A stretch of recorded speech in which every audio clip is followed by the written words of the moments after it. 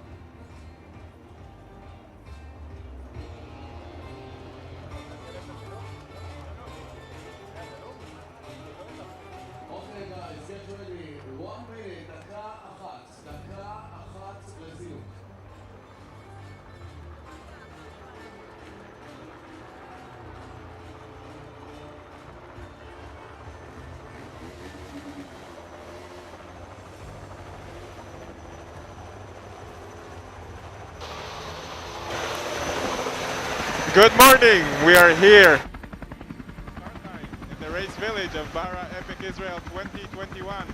Good morning, Elliot. Good morning, Orion. You might be able to hear, or you might not. There's a helicopter. Whoa! He's come a bit low above our shidor here. Woo!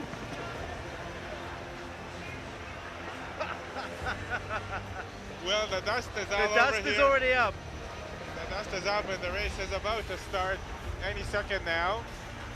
The motorbikes have started the engines and the races are just about to start their engines. Absolutely, everyone's about to start their engine here at the Bara Epic Israel 2021.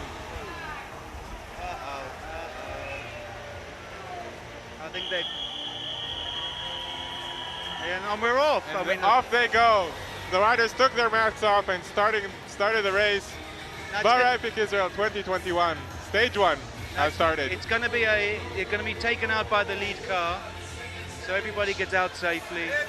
and after a kilometre or two, just like in the Tour and the Giro, the car will come off the track and they'll be set to race. Yeah, so it's a controlled start. The riders are not going to start racing. At the beginning, they're going to ride behind the car, behind the sponsor car, the Audi of Continental. Yeah, they got the new Audi on the road. It's a 4x4. Actually, I'm pretty sure it's an electric as well. Electric 4x4. So it won't make too much noise. There's the helicopter that just buzzed us and put up the dust. Well, the helicopter is gone to dust the riders now, so we're safe here. The riders are just going through the race village, near the hotels that they stay at, near the places that they have their dinners. And we're about to hit the dirt soon. So they're just leaving the Regba Hotel. Here we can see Omer Shapira, the leader of the mixed category. She's in the green jersey. That's the leader of the mixed. Next there you can see Guy Niv on the right. Nadav Reisberg, his companion, on the left. And the riders are still going past us in front of us here over the start line. Yeah, it's amazing. There are over 500 riders here in this Epic Israel. And we have to find out if do you know if everybody finished yesterday? There was any? I think they should sure have. There were a few riders that didn't finish. Several riders, maybe one or two couples. We'll see who finishes today. I mean, the attrition starts. Today it's going to be a little more. We got some happy riders in the back here having fun, smiling and waving. They're not in a hurry to go anywhere, I think. No, they're in no hurry. We can see the kilometers to go. We're 71.7 kilometers to go. 2 minutes into the race, it's a 74 kilometer long race.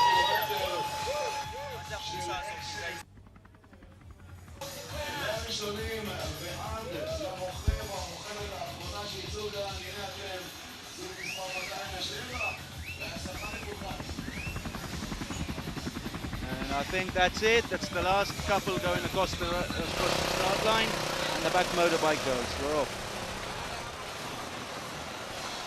You can see the two riders on the front there. They've changed their shirts today. They've got the top Israeli shirt on. Yeah, Guy Niv and Nadav Reisberg, the best Israeli riders yesterday, finishing third overall, which is an amazing feat. Even they were surprised. Have now the Israeli leaders' shirts. Will they change them today with yellow shirts? Maybe, but I mean, Guy was complaining yesterday. He's forgotten how to ride his mountain bike. He's ridden so much road recently. Well, I don't believe him. Maybe now he remembers.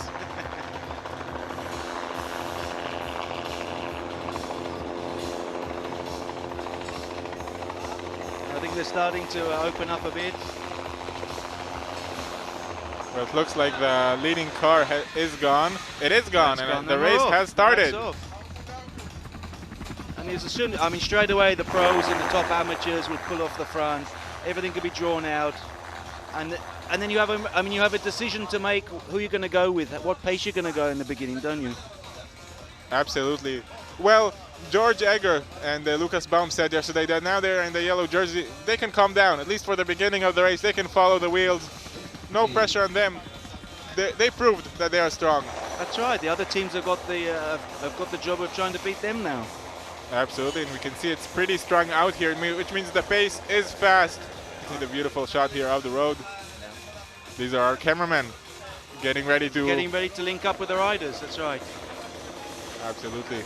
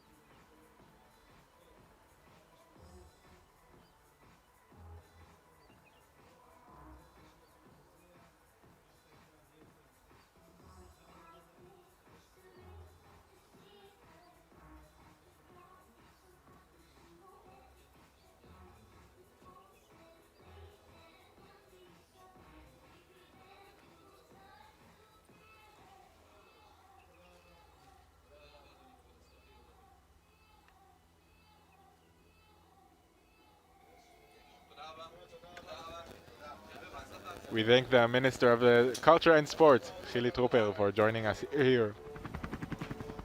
So we're back on the race again. They're still going through the avocados towards the hills.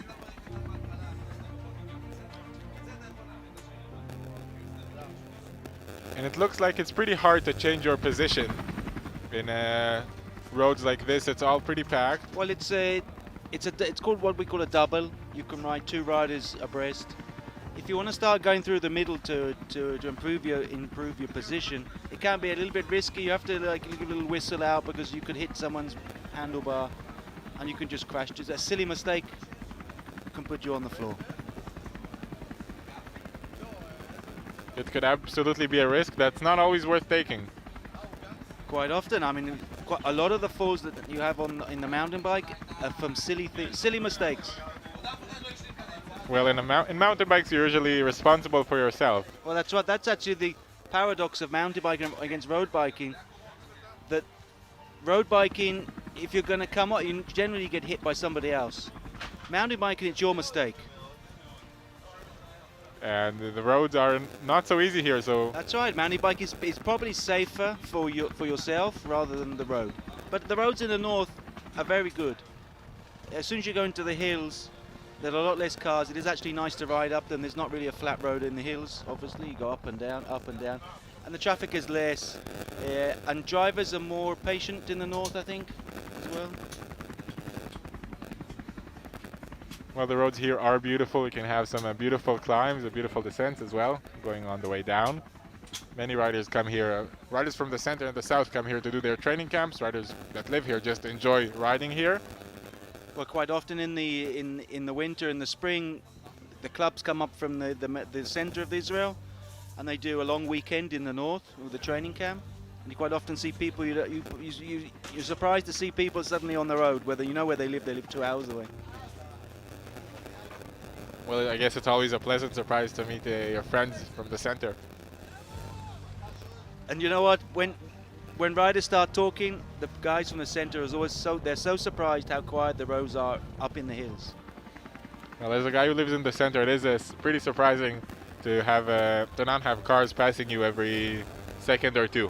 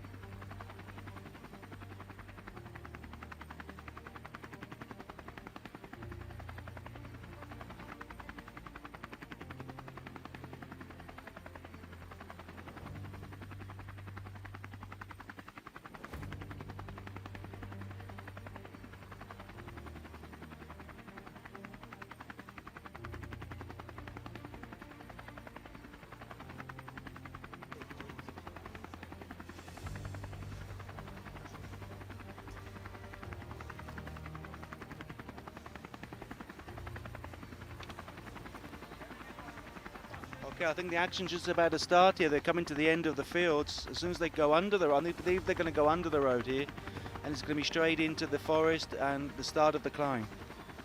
Well, it looks like it might be the front group here, and looks like it's a little more packed. They've gone under the road there, and that's it. They're off. And they are flying. You see, they're sprinting them. Well, that's not the front group, I guess. Obviously, that's the second probably. We just got images from the Austrians and the Spaniards on their wheel. It looks like they're sprinting. And they're going to leave the bananas. As I was talking earlier, that's the bananas under the cover there. It looks like I see four duos here at the front. I can see the Austrians, the Spaniards. Looks like maybe the leading Israelis and the yellow jersey. As you can see, this is the start of a single. It's called Shayat Echiyam. The Israeli Forestry Commission have produced and made numerous singles in the north here for all different levels, but an average rider can ride all of them, can't they? Absolutely. JNF has done absolutely amazing work here in the north. It usually does, and it's did it especially for the race as well. Some new tracks were opened and renewed just for this race, so the riders will have the best experience of ride here in Israel. Well, what's good about it is that they are maintaining the tracks constantly. I mean, you can make a single track, but then you have to, after a year or two, you have to go back and go through it, clean it up, change a little bit. The water does, the rain here, when it rains hard, and it does do damage to the tracks. You can see some, you see the water ruts in the middle of the paths here quite a lot.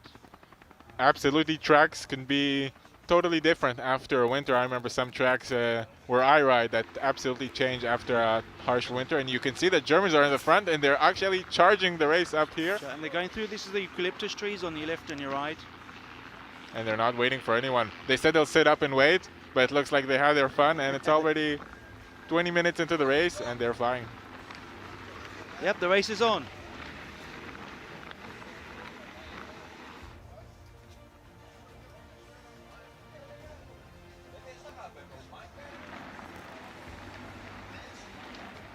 You can see it's fast, it's hard pack. This is there's a lot of it's like a chalk road. Chalk, it's very dry in the summer, produces a lot of dust. In the winter, it packs down, and it's really like asphalt. Really, a lot of the tracks on the bottom here. Well, now it's still dusty, and you don't always get the best traction on these kind of roads. Maybe well, we'll see a little. Sorry, we'll see a little bit later on the climb. It'll be loose over hard, and you really need to sit down and concentrate and get a good pedal style. Otherwise, you start to lose your own traction. Absolutely, and when you start losing your front or back wheel, the way down to the ground is unpleasant. Here you can see the riders crossing under the road. Just have to crouch a little bit. Yeah, just to be patient and wait their turn to go through.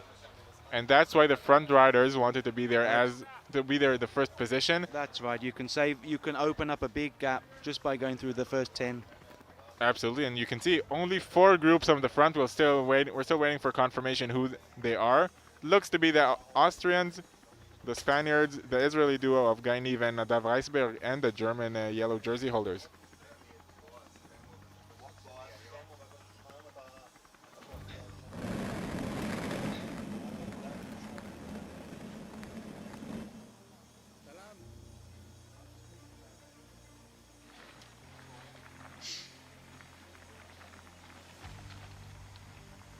Here we're getting some great images from our e-bikes that are joining the riders. We are 60.2 kilometers left to this race, so there's still much of racing to go. The riders have started climbing now after around 10 kilometers of riding, and now they'll start their climbing that will last for around 30 kilometers, and then they'll head down and back to the fields. That's right. They're going to go up towards Ma'alot and Tarshicha.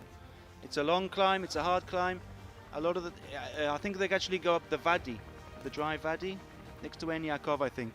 So it should be quite shady for them. Well, I think they would appreciate a shady ride. Although the weather here is still very pleasant and not too warm. The wind is not blowing as hard as yesterday. No, in Israel, we like to get up early and ride before it gets hot, before the wind comes up. You get used to it. I mean, people from Europe are quite surprised how early the races start in Israel. But it's better to start at this temperature rather than midday. It is, and maybe a surprise for the Europeans. And it's always nice as an Israeli to race in Europe, because then you can sleep in before your races.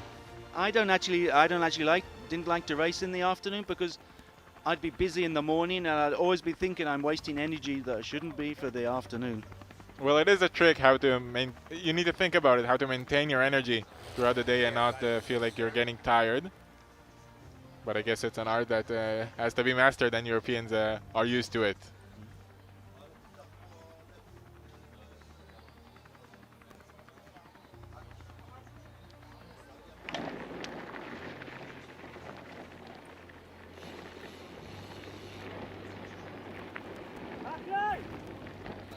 of the singles here, you know, they're designed as loops.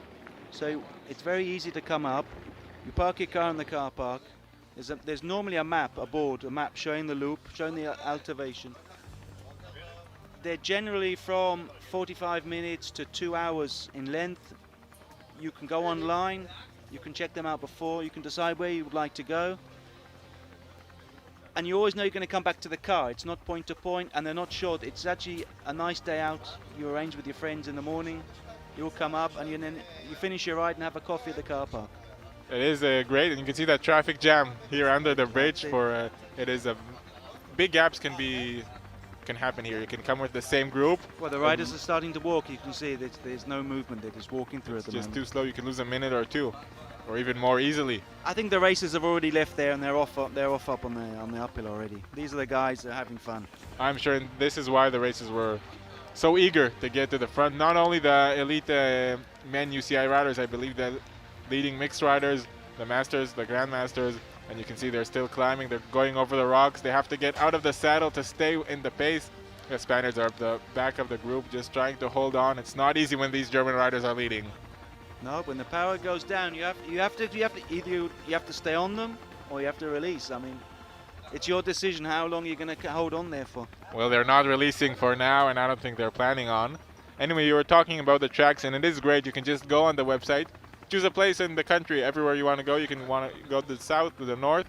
JNF have tracks all over, and as you said, for all levels, from family rides to expert riders who want to challenge themselves with some rocky technical riding. That's right. We're going to see some of those singles in the next few days, aren't we? Absolutely, we are going to see them, and the riders are going to enjoy the great single tracks that this area and Israel et al. Has to offer. Now they're just going down a little bit. You can see it's all loose over hard here, and you have your front tire pressure is important. If it's too hard, the bike is just going to jump all over the place, and you're going to have to control it physically with your upper body. And in the end, that's going to tire yourself out, and eventually you're going to make a mistake. And you need to be careful from those mistakes, because as we said, it's not pleasant to get on the ground. It's hard. It's hard when you fall down. It's loose only when you ride on it. So what kind of tire pressure do the riders choose here? Listen, it's such a big thing, tire pressure. It depends on your weight. I never use a gauge. I use my thumb. I press on it, and then I test it the pressure. What you do need to have is the tire needs to mold itself around a rock. It needs to take the shape of the rock as it hits it. If it's too inflated, it'll just bounce off the rock, and it'll bounce you to the left or the right. Yes, and that bouncing is the bouncing that can create the problems. Here are the leading group. We saw 4 riders. Our cameraman e-bike behind them, so 4 duos, 8 riders overall, 9 overall combining the e-bike. The Germans are still leading. We can see here at the back, looks like Guy Nive getting used to this off-road riding. He's used to the smooth roads of France and Italy and Spain pretty lately, but he's still managing to hold the pace. He got back a little bit on the descent, but a good tactic for him could maybe be start the descent on the front, maybe go a little bit to the back, but still stay with the group rather than starting at the back and then just losing his position. As you can see here, I think a full suspension bike is a must on this trail. There's so many loose rocks around. As you can see, it's working very hard. They're working very hard. They are working very hard. The Germans are just trying to break everyone's will. I can see this is the Spanish guy in front of Guy. I think he's losing the wheel a little bit. I think Guy's going to move past him. Guy is looking at this, and he was just checking the area, just making sure that he's not losing the front group. His teammate, Dav Reisberg, seems to be in that group, and that's great for him. There you go. Guy's moved around. You see, he's realized that who's losing time now. And both Spaniards are going back, and it looks like one of the Austrians is also going back. It's hard to see if it's Charlie or Gregor. He's struggling. He's using too big a gear. His cadence has gone down, and he's trying to use his power to go up. And he is going backwards. The Germans are putting the hammer down here at this climb. Now, as you say, your partner should know what's going on, and his Austrian partner here doesn't know that he's falling behind. No, it is a big mess here at the climb. And Guy Nive is making his way back up the front. Now Dav Reisberg is on the German wheel. And one Austrian rider is still there. It's hard to see exactly who it is. Gainiv is struggling to get back to the wheel because it's an important wheel to stay on. If they can stay on their wheel for the tough part of the race, it will be easier on the flat roads later. I think Channel 5 is now joining us.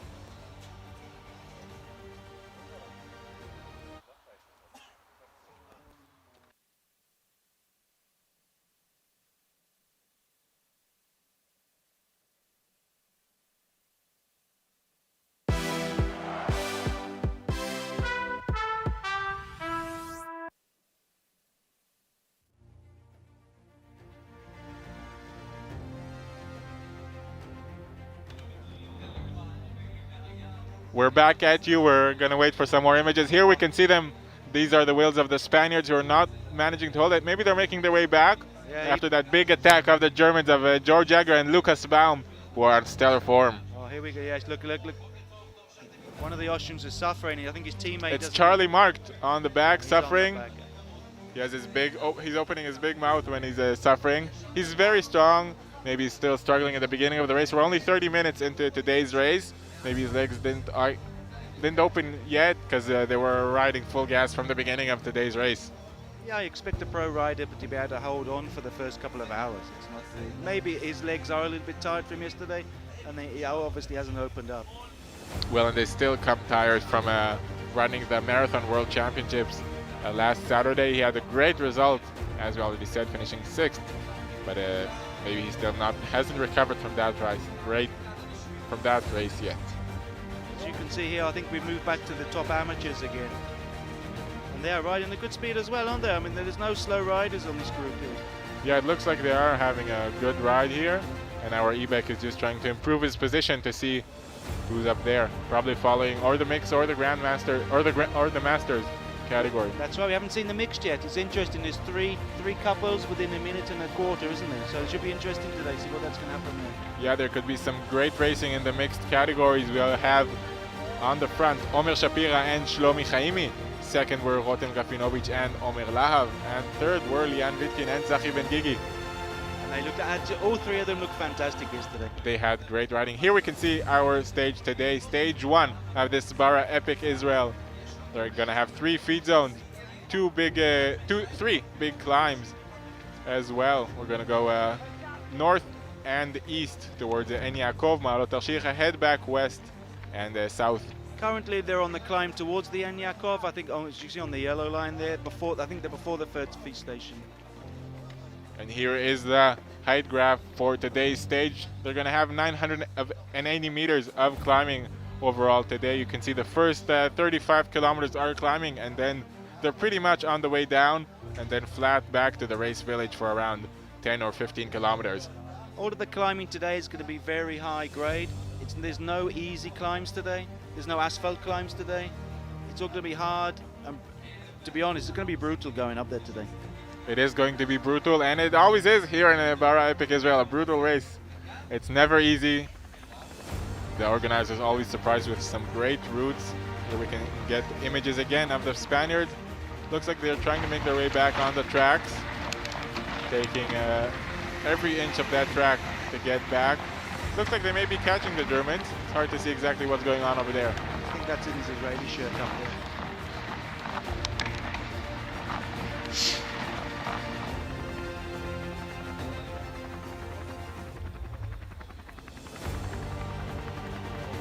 Now we're getting some images from our helicopter that is giving us great images throughout the whole race, following the leading riders as more and more riders are making their way on through this route. Here's our helicopter.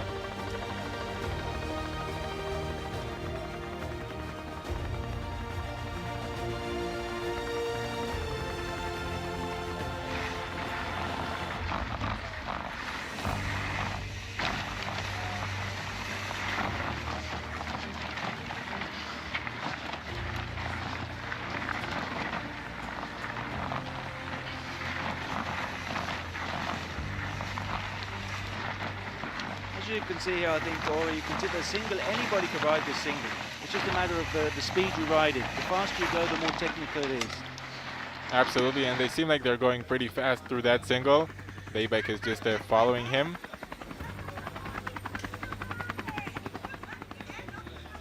And it does seem very rideable. I guess some single tracks here may be a little more difficult than the next days. We don't have any ranking here for the single, but we will later on have some ranking for the single tracks that we will ride. So it will be interesting to see how they grade the singles, what level is each single, because some of them are easier and some of them are harder. That's right. I mean, there's a single for everybody, really, isn't there? Absolutely, and this year we're going to have a great variety of them.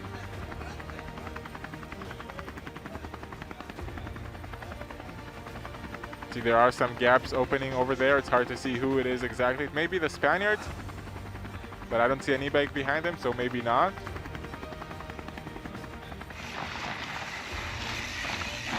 And you can see it's all very well marked. You can maybe you saw the red arrows over there. That's right, the triple red arrows mean that's a dangerous descent. Yes, and the black arrows just show you where to go and how to get back to this race village over here in Tessia Regional Council. There's a very, very big team here of the race organizers that go and mark the trails. There's lots of work behind them, lots of production work to product this and to make all of this happen. There's a great team just building the race village here, and a great team that marks the road, a great team that goes to the feed zones and follow the riders and makes everything here possible. Well, it all starts months in advance, but with Gal and his friends going out and looking for the paths and the roads that even the locals don't even know about sometimes. Well, that's part of the deal, and the locals don't always know them because JNF has renewed part of the routes and part of the tracks, and even built new ones just for this race. So I mean, Epic as well leaves a good footprint behind them, don't they? Absolutely, a great footprint. Here we can see the Spaniards. They're just trying to make their way back. Looks like one of the Austrian riders is noticing that his mate is behind. He's not there. No, and he's going to have to wait now. It's a little frustrating to wait for your mate. As you can see, he's looking and looking. Gregor Rogel, who's looking behind, and now there are only 3 couples at the front of this race. And I'm not sure the Germans were there. Maybe this is a guy with a bag on.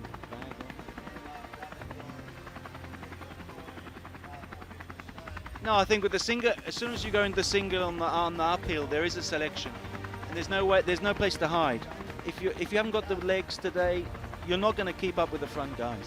Absolutely, you could hide on the flat roads we had up to the climbs, up to the tracks, but when we hit those climbs, you could see the Germans were charging up, and it was the true test to see who is in form, who's strong enough. The leaders are now 55.3 kilometers left of racing, so they're already raced 20 kilometers in 40 minutes.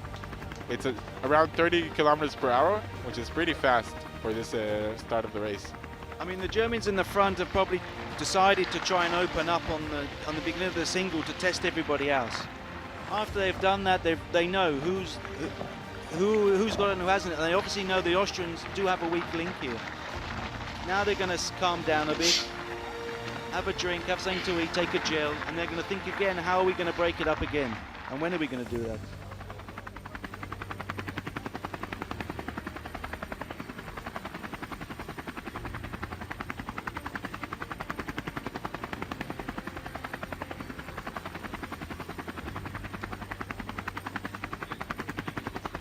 So absolutely, and they will have some more points to attack.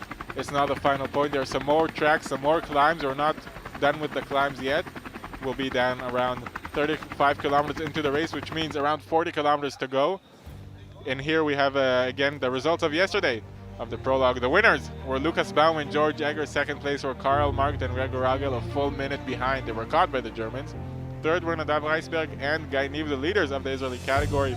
Fourth were Victor Fernandez Gran and Cordero Morgado Manuel from Spain, nearly 2 minutes behind.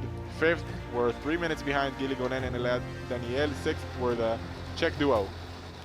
So yeah, the second Austrian doesn't look great today, I have to say. I'm pretty sure it's Gregor Ragel waiting for his mate Charlie Markt. Yeah, that's he right. knows that he's not there. Where is he? I think it'd be interesting to see the conversation between the both of them when they come up together again. Well, I guess there's nothing to say. I'm not sure he'll be mad at your mate. I don't think he's mad, but I certainly ask him what's going on, how you're feeling. Is there something wrong? Looks like he may be not so far behind. I saw a rider over there. If it's him, it's not too bad, and they can still make their way back. Hey, the race is 4 days long. You've always got time to come back, haven't you? Absolutely, you still have a few more days. And you can see here are the Germans. The Israelis and the Spaniards are there up the front. It's a great, great ride for Guy Neve and Nadav Reisberg. Very impressive. Very impressive. And now they've just gone through a little flat spot, so they'd have time to take a drink. Because often in a single, you can't afford even to put your hand take your hand off the handlebar, put it down and grab that bottle. It doesn't always go back in when you try and put it back in.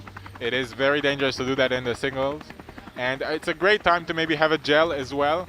Talking about drinking and eating, we have 3 feed zones throughout today's race. What do you think? Will they stop at all of them? Should they stop at all of them? I think the race is going to be, we think, about 3 hours. Yes. I think as a pro rider, they'd stop once. Although I don't think I think they may even have people may have friends or a crew on the course. Will they hand them the bottle, and they won't even stop. They just carry on right through and grab it. Because as soon as you stop, if your competitors don't stop, you've got to catch up again. And you can see Guy Neve is putting the hammer down here. It's absolutely fantastic pictures we're getting through here. It is great pictures. You can see the Austrians are not so far behind. The Germans are just on his wheel. George Egger and Lucas Baum behind them is Nadav Reisberg. The Spanish are still on their wheel, and we have some great racing over here. It's absolutely fantastic. I mean, look at the quality of that picture. And as you can see, it's very rough. It's loose over hard, and you really have to power. This is a power climb. You can see the cadence has gone down. No one's spinning. They're all pushing the pedals really hard. They're pushing their pedals and they're pushing their bikes because you have some loose rocks over there, the big loose rocks. That's a great climb. Great to see Guy Neve at the front of the race. So going back to these feed zones that you said, you think some riders can attack through the feed zones? They do use it, yes. If you can organize someone to give you a bottle as you ride through, then you don't have to stop. If you have to stop, grab a gel, fill your bottle up or get a new bottle, you could lose 20 seconds, 30 seconds. Well, in a 3-hour race like today, maybe it's a good move for some riders. It's not too long. They're used to it. Guy Neve has ridden double length races in time. Yeah, but there's no car to go back to on these races. No, there is no car. He's on his own here. And they also have to fix all the technical issues on their own. Obviously, and quite often these pro riders will only take 1 bottle. Think of the weight. Amateurs would have 2 bottles on their bikes and a backpack as well, but the pros will try and get away with just have 1 even small bottle. So do you think they prefer to take 1 bottle and stop and get another one than just having 2 bottles throughout the whole ride? Oh yes, I mean, why carry an extra kilo up the hills then? That's very interesting. And more riders are making their way here to the single tracks. It's a little more jammed up. It's a bit slower. Actually, I think it's harder to ride those singles slower than it is fast because you lose your momentum and the bike starts to move to the left to the right. Absolutely, it's harder to get through those technical elements that you have on those single tracks. And you see they've come off the flat straight into the single again, and now it's time to go to work again here. Well, they're just working and working and working for all of this time. The Spaniards are just keeping in the back of the race. The Austrians were not so far behind. I wonder if they'll manage to get back. Maybe Gregor Agel would give a few cheering words to Charlie Markt, and they'll manage to get back. You can see that beautiful single track. Beautiful turns, beautiful switchbacks. You can see here, quite a lot of riders have water backpacks on them. And often a little trick I used to do was freeze half the amount of water in your backpack and then fill up the other half with fresh water, and then you'd have cool water, ice cold water for a couple of hours. Well, that sounds very fun for a race, for a warm race especially, as it can be here. Listen, it's the little things that make it better. I mean, just those little touches makes you happy. Absolutely. Riders do always look for those little improvements to not only have a better feeling, but also to improve their riding, maybe get a few more grams, as you said, take about 1 bottle off for the pros, get the lighter shoes, the lighter clothes even. It's lighter everything. But what I tell you, the thing they do, the pros don't do it, but the amateurs do, they try and find the lightest tires, which is a big no-no on these singles. The lighter tires are so thin, you just have to touch a sharp stone here and you burst the tire quite quickly. It's not worth the saving. Well, bursting a tire is absolutely not worth it. Talking about technical issues. That's Guy. It's Guy Neve with his chain going down. Gregor Rogel and Charlie Mark are passing them. It's not good for the Israeli duo. They were great. As you see, his partner noticed straight away and waited. That's good noticing from Nadav Reisberg, but now they'll have to work to make it back. I don't think the Germans are going to wait for that. I don't think they... no, I don't think they have to even. I mean, they'll see it and they'll push on. There's no gifts here. No, there are no gifts. And actually, the Germans lost the final stage in the previous edition for a falling chain. So I don't think they're going to wait for a second. And it's going to be hard to get back now for Guy Niven and Nadav Reisberg.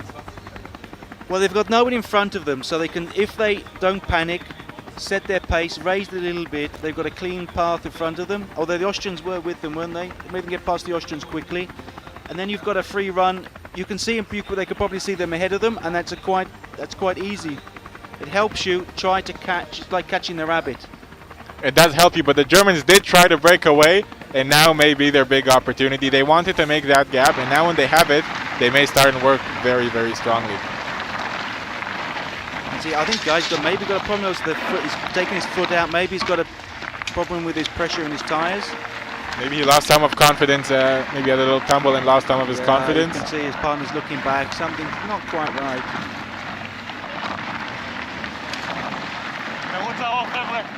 And now the e-bike is making his way back. You can see him in the shadow of the e-bike there. Well, we'll not talk about that shadow, but I think they're all mates over there.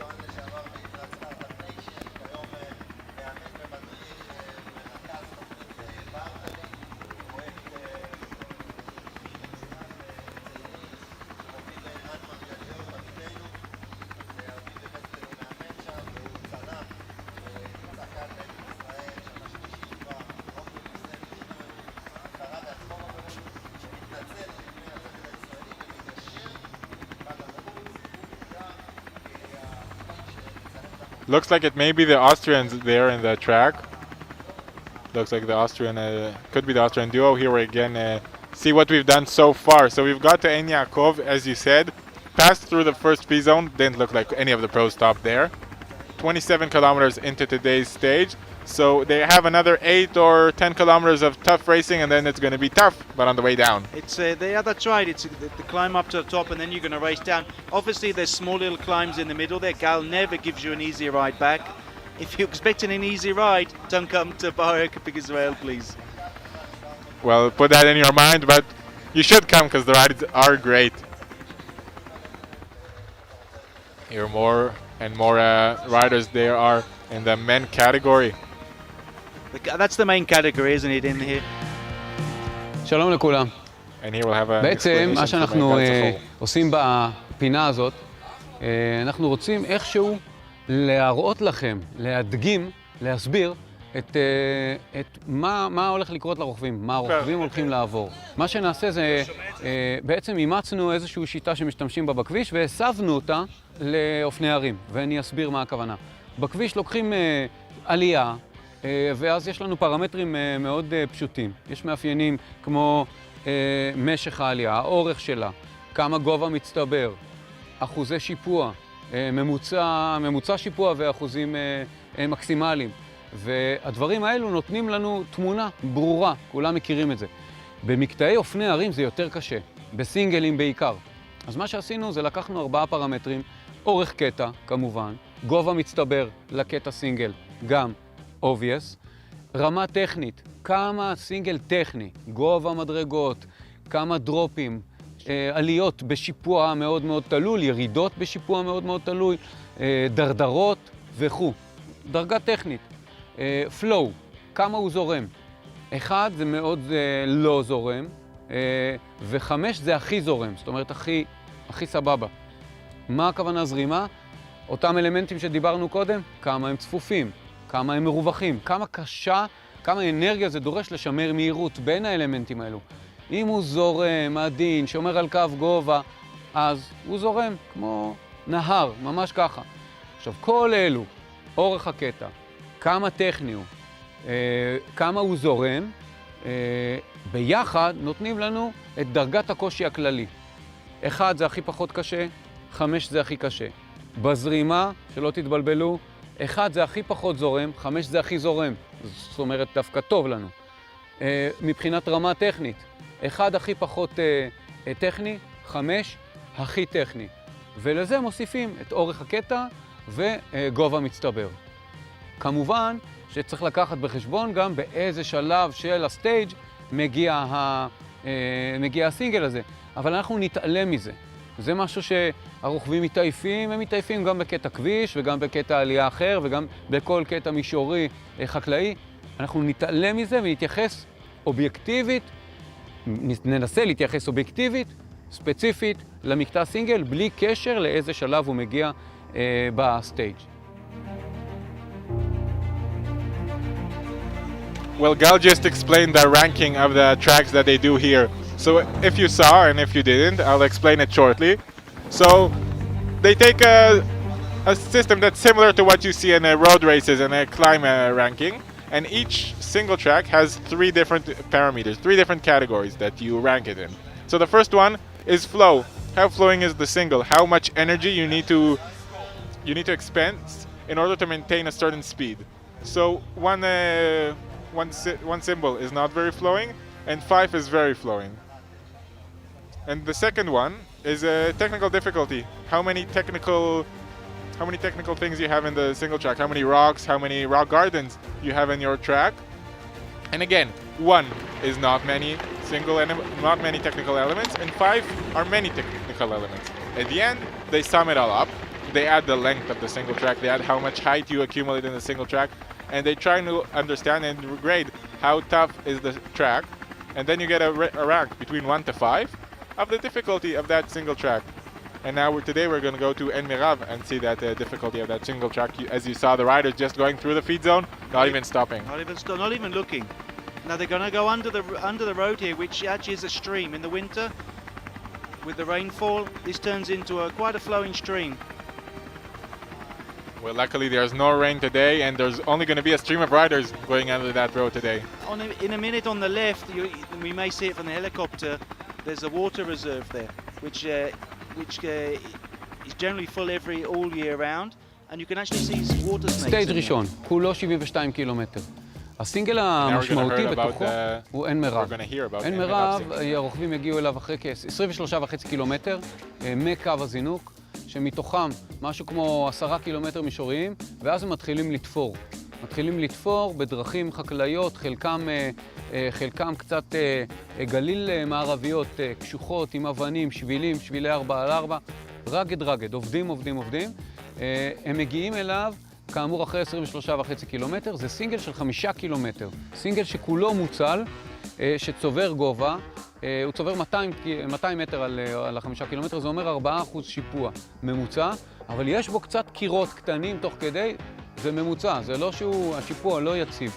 מה שמגניב בו, במרכאות אולי מגניב לרוכבים, זה שכל הזמן צריך לעבוד. הוא כל הזמן צובר גובה, כל הזמן. הוא מוצל וכיפי ויפה, אני מניח שהרוכבים לא ירגישו את זה. יש בו הרבה מאוד סוויצ'בקים. רמת הטכניקה שנדרשת בו היא 2. הוא די זורם, הוא פשוט שביל בנוי יפה בתוך יער אלונים. אין בו אלמנטים, אין בו מדרגות, פני הקרקע די כבושים. זאת אומרת, הרמת טכניקה שלו נובעת בעיקר מזה שהוא מעט תחוח, הסוויצ'בקים שיש בו, וטיפה קירות פה ושם. זה אומר שהוא יחסית לא טכני. מה שנדרש שם זה אנרגיה לשימור מהירות. רמת הזרימה בו, הפלואו, כמו שקראנו קודם, דירגנו אותה ב4. כי חוץ מלדרוך על הפדלים תכלס ולכוון את הכידון, לא נדרש המון. לכן הקושי הכללי בו, התלבטנו בין 2 ל-3, בסוף נתנו 3 בגלל הגובה המצטבר וזה שאתה לא מפסיק לדרוך על הפדלים. הוא כן יפרק, מי שיצא ממנו מותש, יש שם אחריו קטע שצריך לעבוד, קטע אפיקי של שביל, רכבות. מי שיוצא משם שהוא לחץ מאוד חזק, יכול להיות שהוא לא יסתדר ברכבת ויצטרך להתאושש, למרות ש10 קילומטר אחרי זה יש כבר תחנת רענון, עצירה, התאוששות, יכול להיות ששם זה משהו שיעזור לו להשתפר ולצאת מהמצוקה, היה ותקרה. מאמינים ומקווים שלא, אבל היה והיא תקרה. זה סינגל am8. זהו, שיהיה בהצלחה לכל הרוכבים. Thanks to Gal for that explanation about the single we're coming up to. And we're back on the Germans. It looks like the Germans, and it looks like they're alone at the front of the race. This is the valley that is going to lead up to the single. On the left, you've got the natural forest, and on the right, you've got the agricultural fields with avocados, and we can see Guy here coming to it with the Spanish still. Yeah, it looks like the Spaniards. So Guy Neve, Nadav Reisberg, the Spaniard couple, and the Austrian duo all together now, chasing the Germans. The Germans are on the front. Looks like they may not be so far up front. Looks like the same area pretty much. And they're all working together. That's right. I know the track's quite well here, and there's maybe 100 meters up the road here. Well, and they're all working very well together. Looks like Gregor Ragel on the front, and Charlie Mark, his partner, putting down the hammer. So we're going back now towards the road crossing, underneath the road crossing with the amateurs. See a partner's just pushing his partner forward. A little wheelie over there. It's going to go under the road now. And this one is sounding maybe not today, maybe a little drink. I think that was the mix. That was the green jersey of Omer and Shlomi. It looked like it could have been them, and maybe Shlomi's just going to get some food. That's a great technique. You let Omer carry on riding at her pace. Shlomi can grab food for her and for him and an extra bottle, and then catch up with her. She won't lose any of the time, and he'll be able to do that. And it's a great recognition. It is Omer Shapira here, just having to walk through these big rocks under the road. Well, that's the dry river. You see, that's the damage that the river does in the winter. Exactly. And Shlomi Chaimi is now going to head back. He's going to take some food for both of them, some drinks for both of them, and then going to head back. Hard to see exactly who they're riding with, but we saw that the leaders are 48.6 kilometers to go. And you can see he's already come back to her. Well, Shlomi is a very, very technical rider. Look, he's not even putting his foot down. He's just riding it all up. I think he's showing off for the camera here a bit.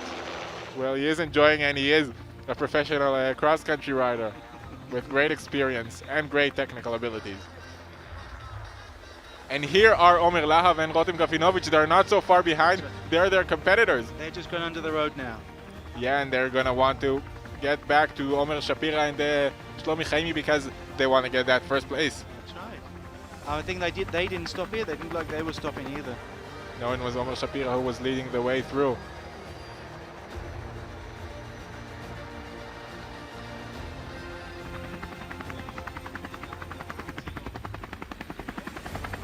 This was a Dvir Almog and Yehuda Bitbul that we just saw with the red jerseys, and now we are back.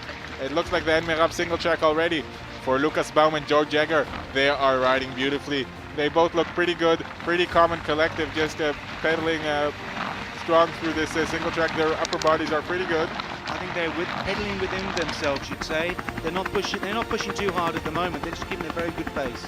Absolutely, and it's within themselves, but not within the other riders. They're just very, very strong today.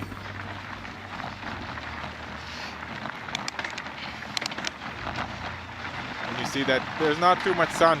There's lots of shade in this track, so it's going to be nice for the riders. Another little cool down. They may be climbing, maybe working, but at least it's not too hot.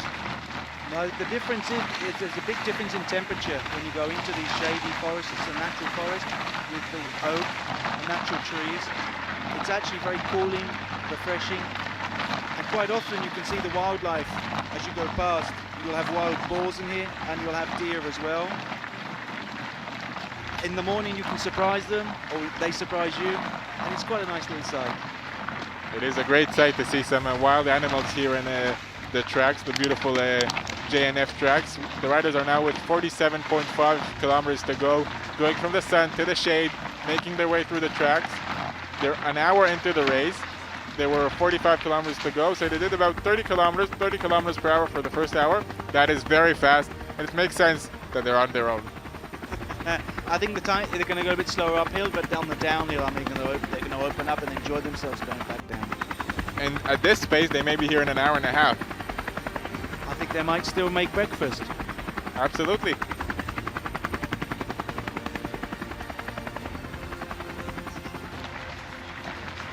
And we're back with them. It's George Egger on the back, Lucas Baum at the front. George Egger is a bigger rider, a very talented cross-country rider as well, has some great results overall.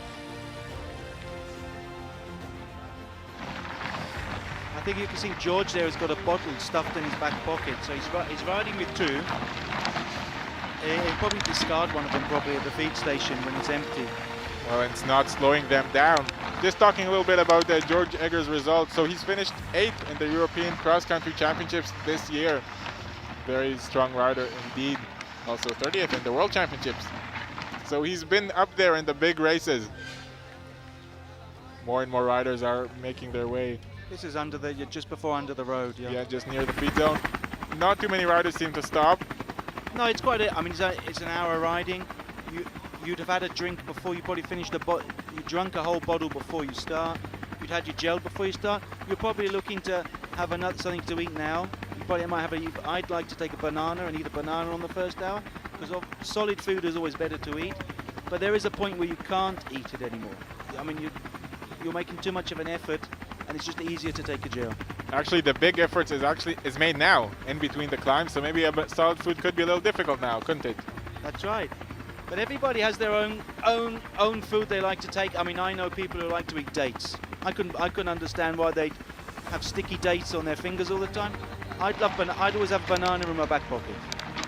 Well, some like bananas and some like dates, but everybody likes to ride here in the Bara Epic Israel, and the riders are having some more crossings, and still riding on that track on their own. Great pace, just over that little passage over there to block the cows and other animals to go from place to place and to control where they want them, actually. You can start seeing the rocks are changing. They become sharper up here. As you go up and they're not in the natural rivers, they become sharper and the edges are sharp. You have to be a bit careful where you're going to put your rear wheel. You normally, your rear wheel will hit the sharp rock and it will split the tire. And you absolutely don't want that to happen at any point of the race. And you can see, but you don't have too many rocks on that on the single track, so it is pretty easy technically. They did grade it at a 2 out of 5 rank, and overall it's a 3. It's a 3 flowered single, so it's not too hard, but it's not too easy because you do climb here 200 meters over 5 kilometers, so it's a pretty nice amount of climbing. It's a constant climb here. There's no rest. Even hit, it doesn't look like it, but you're still going up 1 or 2%. Now we got to the food station. Some riders are stopping here at the food station to get maybe a banana or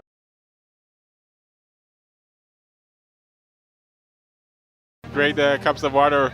Waiting for the riders, you just need to come and take the water. Workers there could fill up your bottle with water or isotonic drink, whatever you prefer. That's right, and they're always willing to help.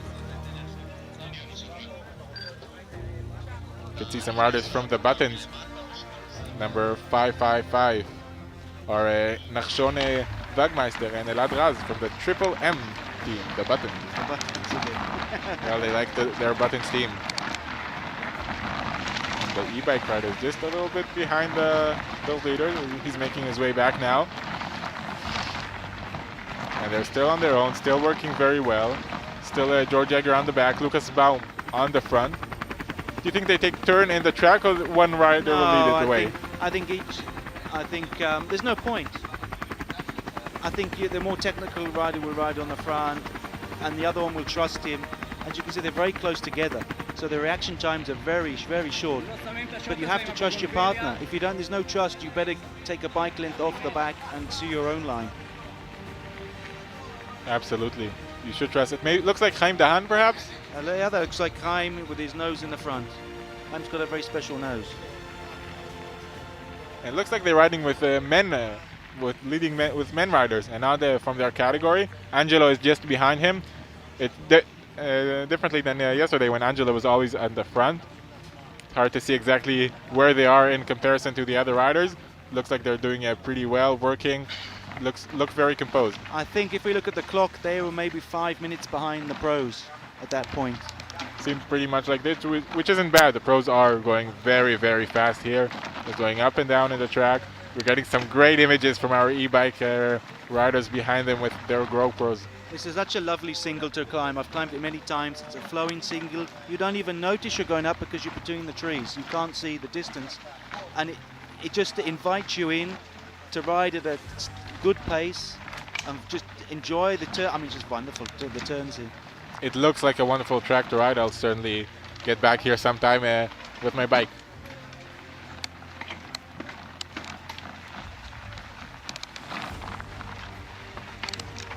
Oh, and a little slip over there. And George Egger is just going to pass Lucas Baum. Was his mistake now, so he's going to the front. Yeah, you just lose your footing for a second, it's okay. When you get tireder in the end of the race, that can actually hurt, because suddenly a movement your muscles aren't used to, you can get cramps from things like that. You can get cramps and you can lose your momentum that you kept for such a long time. It looks like they're keeping their momentum now, but losing your momentum in a point like this could be annoying for a rider. I think they're still riding within themselves. No one's pressuring them. I think they've got this race in the bag at the moment, but they're only a puncher away from being overtaken. Absolutely, the riders behind them. We can't see them now, but they didn't seem too far behind, and I'm sure they're working as hard as possible to close that gap. Well, there come. He's even having a gel now during the track. That's amazing. I think they've already, I mean, you have to decide beforehand when you're going to take those gels and stick to that plan. And you think the plan is by time or by distance? I would do time, because I do every 45 minutes. It's quite easy to forget, especially in the beginning of the race when you're feeling great. But you have to eat, because you are using your energy and you can't really get it back. You're just topping up taking a gel is just topping your energy up. It's not really replenishing it. Absolutely, it is very important. We just had another little leg coming off from Lucas Baum at the back. George Egger is still up the front, and Lucas is on his back wheel, climbing and climbing as we see some avocados that are growing here. סימן איכות של חקלאי הגליל. עכשיו בחנויות, נאודיקה 1+1 מתנה.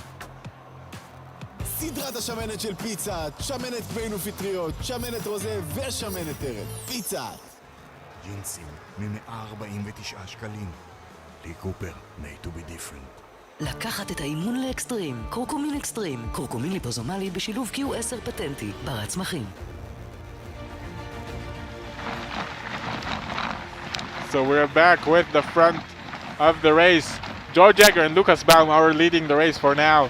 They were riding very, very well at the beginning of the race, and they broke loose from the other leading riders.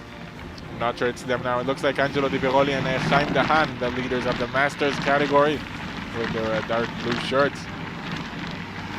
Anyway, George Egger and Lucas Baum put the hammer down at the beginning of the race, escaped from Guy Nieve, Nadav Reisberg, George Egger, and Charlie Mark, and the Spanish duo.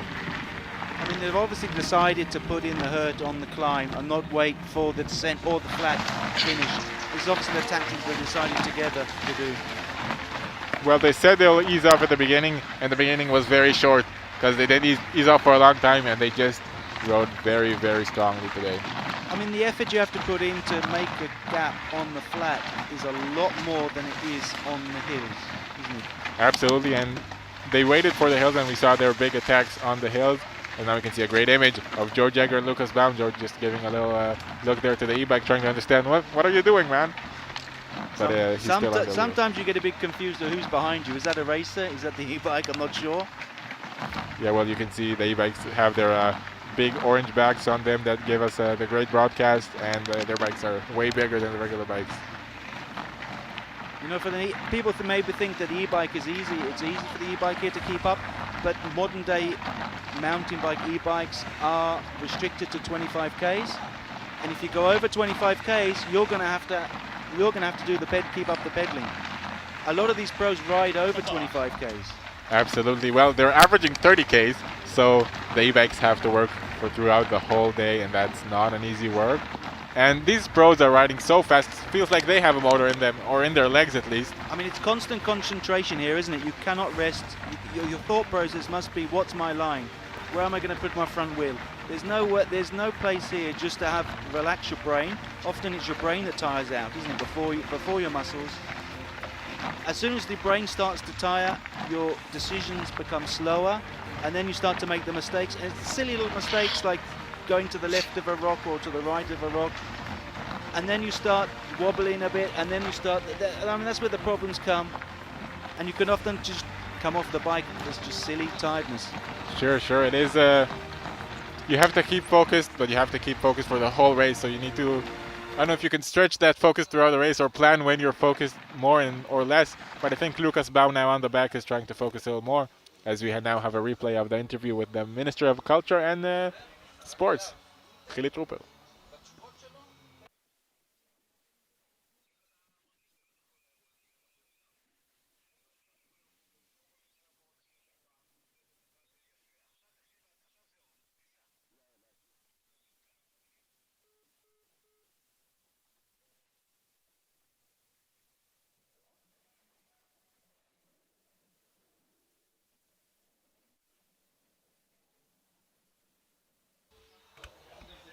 We're still getting some more images from the am8 track that JNF has renewed for this race. A great track. You can see how they're taking every inch of that track. And this is the feed from the lead duo, isn't it?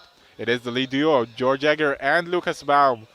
George Egger winning the race in the past two editions, 2018 and 2019, with Maximilian Brandl now coming with a new partner, and he seems like he's up for the expectations. To be honest, they don't look like a new team at all. They look like they've ridden for a long time together. They seem to understand. They seem to know each other's pace here. Well, I understand they're friends for some time, and they are riding very well together. I understood George Egger talked Lucas Baum into getting back into riding. He said that he just got back into riding on February. He said it yesterday. February this year, after a long time with no riding, and 8 months later, he's now at the leading group. He's the leading duo of this Bara Epic Israel. I mean, pro racers, they talk about muscle memory, and if they have been a lifetime athlete, they can jump back into the sport after a break, where the amateur who isn't the lifetime athlete will take a longer time to get back into it at that level. Absolutely. It looks like Lucas Baum's muscles do remember, and they are doing the work that now amazingly. It's quite amazing. You can remember almost every turn on these sort of races. It sticks in your memory, and I think your memory is working so hard, the brain is working. It seems that you can remember where you went wrong. It annoys you. You'll come back in the end of the race, and it'll annoy you. You made a tiny little mistake somewhere. Yeah, maybe Lucas Baum will remember his foot going down and then changing up with George Egger. And now he's on the back. George, the bigger rider, on the front, having great work. We can see a little fix of the camera over there from our e-bike rider. Pretty sure it's a Aviv Yechezkel today. And there you can see the that's the cattle grate, I think they call them. So cattle can't go on, or motorbike. It's harder for the motorbikes. I mean, we do have a bit of a problem here with motorbikes using these trails and ripping them up. Well, it's good for the regular riders. The trails all stay good and tight.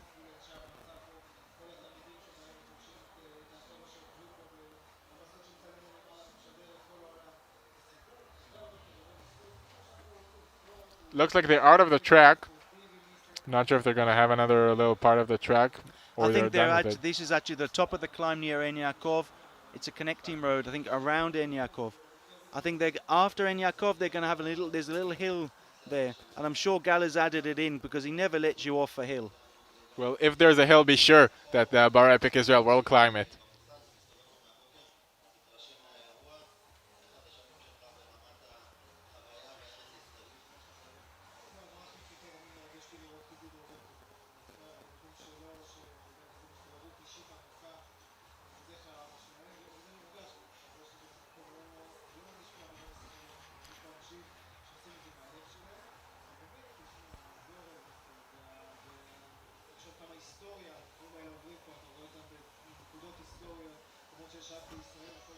You can see all the cameramen there waiting for the second group, so maybe we'll get a better view of where all the other riders are and understand the gaps.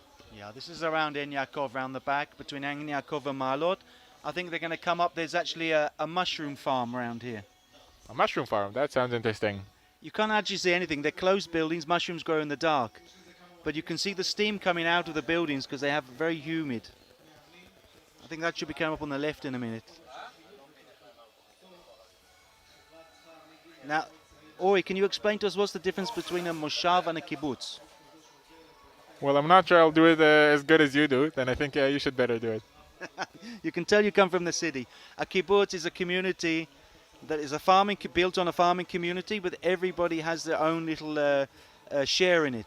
It's a communal. The moshav, they have a share in the whole moshav. Every family has their own piece of land that they farm. Well, that's a good explanation, a good thing to know. We can see now the cameraman, it's Ran Tzachoder, the brother of the race organizer, riding on that razor. Ran Tzachoder also was a very good road rider. He was and still is a great rider, racing on the road in the Israeli races. And then just a little wave from Lucas Baum to the razor that comes to fill them. And George Egger's on the front. on that flat over here. He's a very strong and fast rider. I think they're putting a little push in here. They're not wasting this flat to push on a bit. I don't think they're going to waste every inch of this race. They want to show who's the boss, who's the stronger rider. Now we can see Aviv Yechezkel on their back, and images from Ran Zachor's Razor now. Again, going near them. This is Lucas Baum again on the back, George Egger on the front. They both look very calm. It's always good to look in the face of a rider. You can always tell a lot from the face. I mean, some people are poker face. If you know that, then there's no point looking. But you can see the body language. A lot of them, their faces will. Oh, you can see the tension in there. You can see the tension, but you can see they're doing well. They're going well, having a great ride today so far.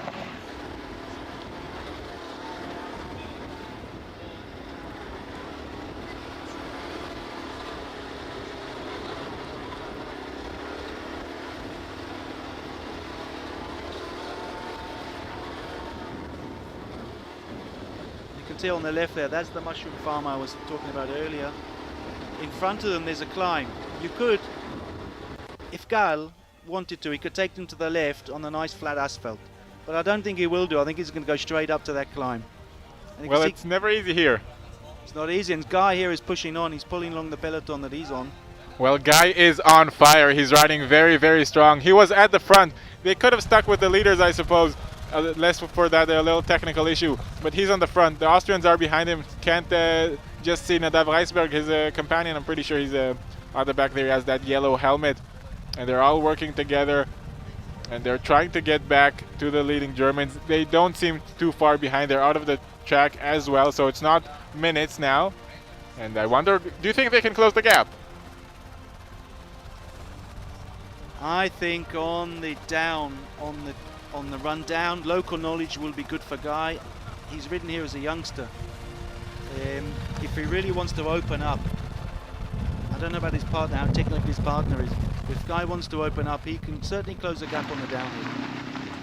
Well, it will be interesting to see what happens on the downhill, but there is another little uphill over here. George Egger and Lucas Baum are tackling it right now, just a little bit out of the saddle, trying to get ready, trying to get the right position on the seat, the right place for the bike to get up that little climb right here.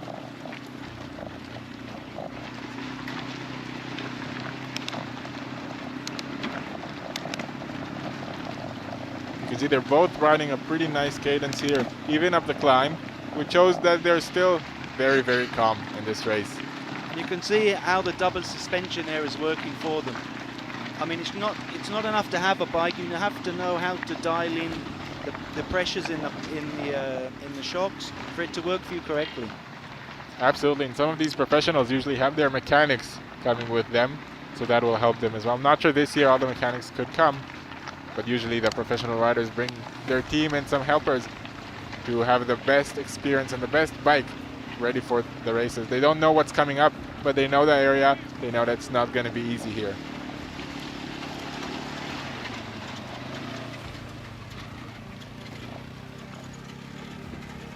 Well, it's not a pleasant ride even for the Razor, trying to follow these riders. Now, as I said about the tyre pressure, the Razor has obviously got higher tyre pressure. Someone should have told him about the rocks up there. You can see how it jumps from left to right. Well, now it's a little more pleasant. You can have a smooth run up that climb right now, and they are having a pretty smooth ride. Still George Egger up the front. Lucas Baum, he looks a little bit like he's suffering. He looks a bit tired, yeah. He looks like he's opened his lungs completely open, I think. The question is, can he hold another hour plus with that pace? Well, don't tell them that. Don't tell them that. But they've got maybe another 10 minutes of climb, and that's it. They're going to start going down. Maybe there's a little climbs on the way back, but it's generally downhill. And maybe we may see George Egger on the front now, keeping on the pace and trying to keep them at the front because they don't want anyone to catch them.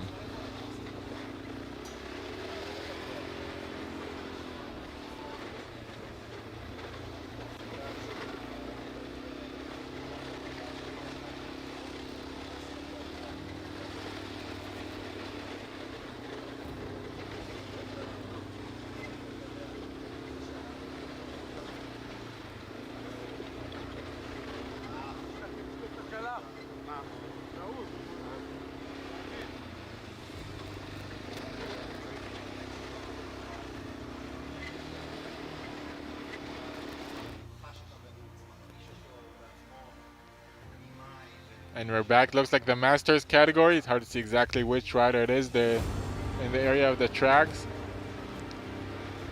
And we're back with the leaders. We're getting some better images now of the leaders. Going through some ancient olive trees. Ancient olive trees and ancient trails, I believe, as well. As we said, there's lots of history here. An area of many battles, many Crusader battles, many Ottoman battles. Well, maybe we're going to see it on the way down. I know there's a castle, a Crusader castle on the way down. Maybe the helicopters are going to pick that up. I'm pretty sure we will see it. It's beautiful. It's a sight worth seeing. We can see the great songs here from the master riding. They're different. If you notice, they're not the same either. He's probably got another pair of those in his cupboard. Well, actually, some of the companies sell them in a different way. That's the style. It looks like this duo has even matched the socks. Maybe they switched between them. People will say, I found that style a long time ago, wearing different socks.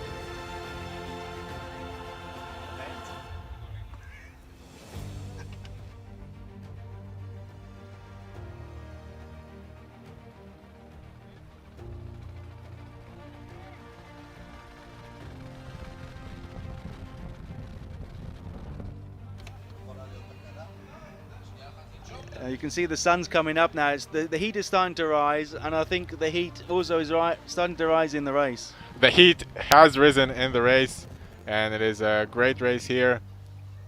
They're gonna miss the shades of the track. We're getting some more images of these master riders. Maybe the leaders. Could it be Angelo? It looks like an epic shirt. Or the leaders or finishers, previous finishers of this race.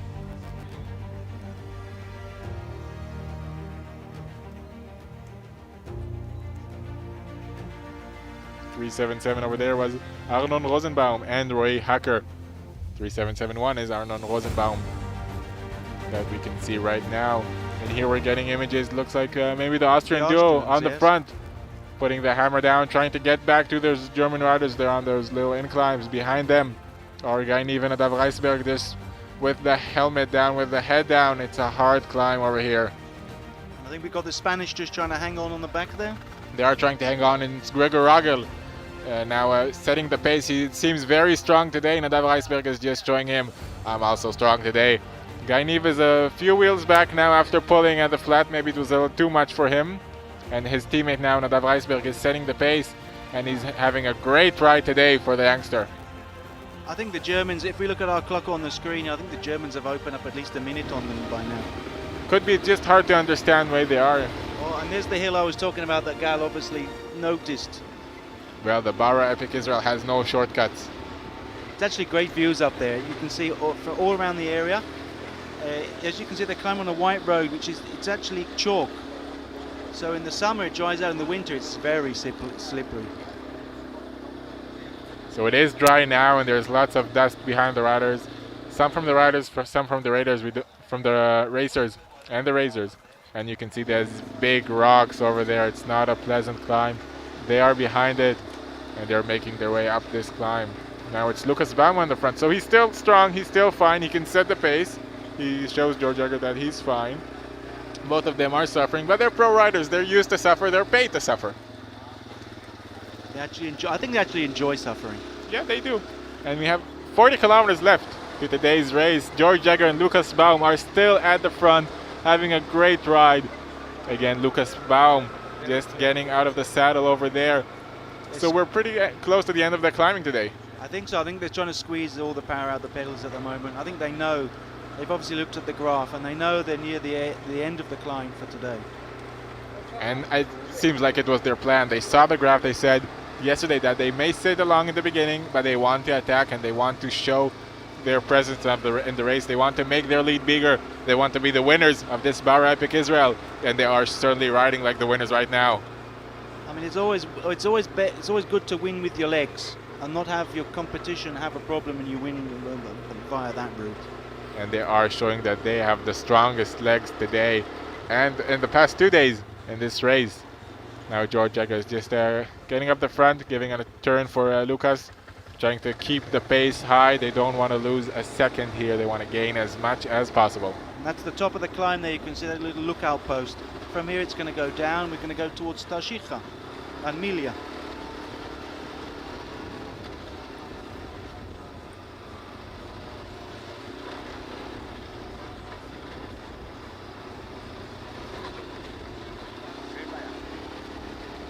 And even the racers having a problem keeping up with the pace of these riders. They're so fast going up and even faster when they go down. I mean, you can fly down here. There's no stones. It's all flat. You just have to let go and let the bike take you down. And now we can see the second group just behind still climbing. So they finished the climb maybe 20 odd seconds ago. Looks like there was a rider over there. Could have been Guy Neve. We saw that he suffers. And that is Nadav Reisberg. So I guess he's waiting for Guy Neve. It looks like Guy Neve is suffering on this climb after a very good ride today. Yeah, we can see he's looking back. He's just checking where he is, what's happening. Seems like he is back, and the other riders are going to the front. So I mean, this is what's great about mountain bike racing. Just a minute ago, we were talking about the Spanish look. They were struggling off the back, and now look what's happened. I mean, it's completely changed. Yeah, and Guy Neve looked great, and now he's suffering. But he should be cheered. The climb is nearly done, and then there's not much riding. Maybe it's worth suffering a little more and trying to catch up to the riders. They still are the best Israeli riders in this race, riding with the pros, but I'm sure they want to beat the pros as well. Well, Guy is a pro. Guy is a pro, and Nadav is actually also a pro, working on to be a pro. Guy obviously raced in all the 3 Grand Tours, as we said yesterday, a great Israeli rider. A little grimace over there from Nadav Reisberg. Leave me alone now. Get out of here.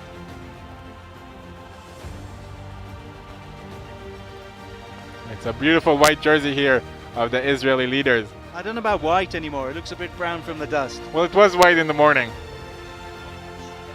Guy Neve is grinding his way through up that climb.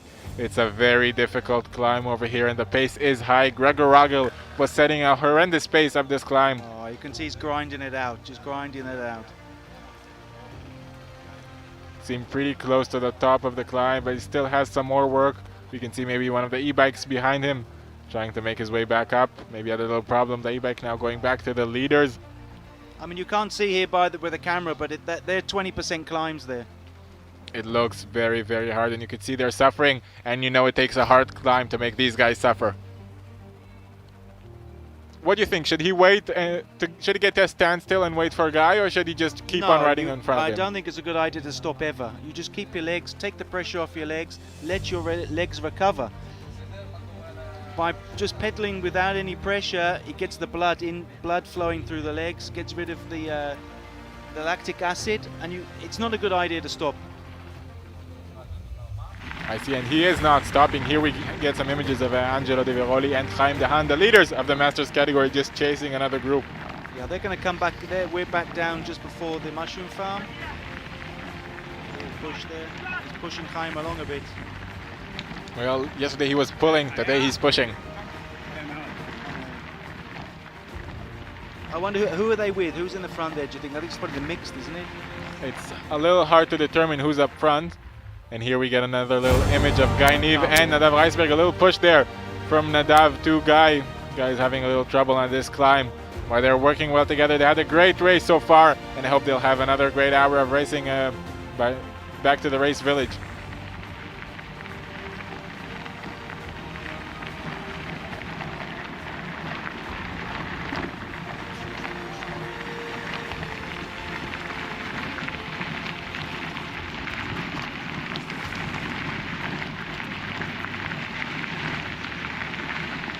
So we saw 308, which is Yuval Friedman and Noam Strashnov with them. This is you can see this is Yuval what we're talking Friedman. about now. Noam and Yuval have just come up to the 40 category, and they are lifetime athletes. I mean, they are elite. They are elite athletes in this country. They've done many Cape epics. They're a great team together. On the other hand, Angelo and Chaim are at the end of the category. They're 48 and 51. Or, sorry, 49 and 51.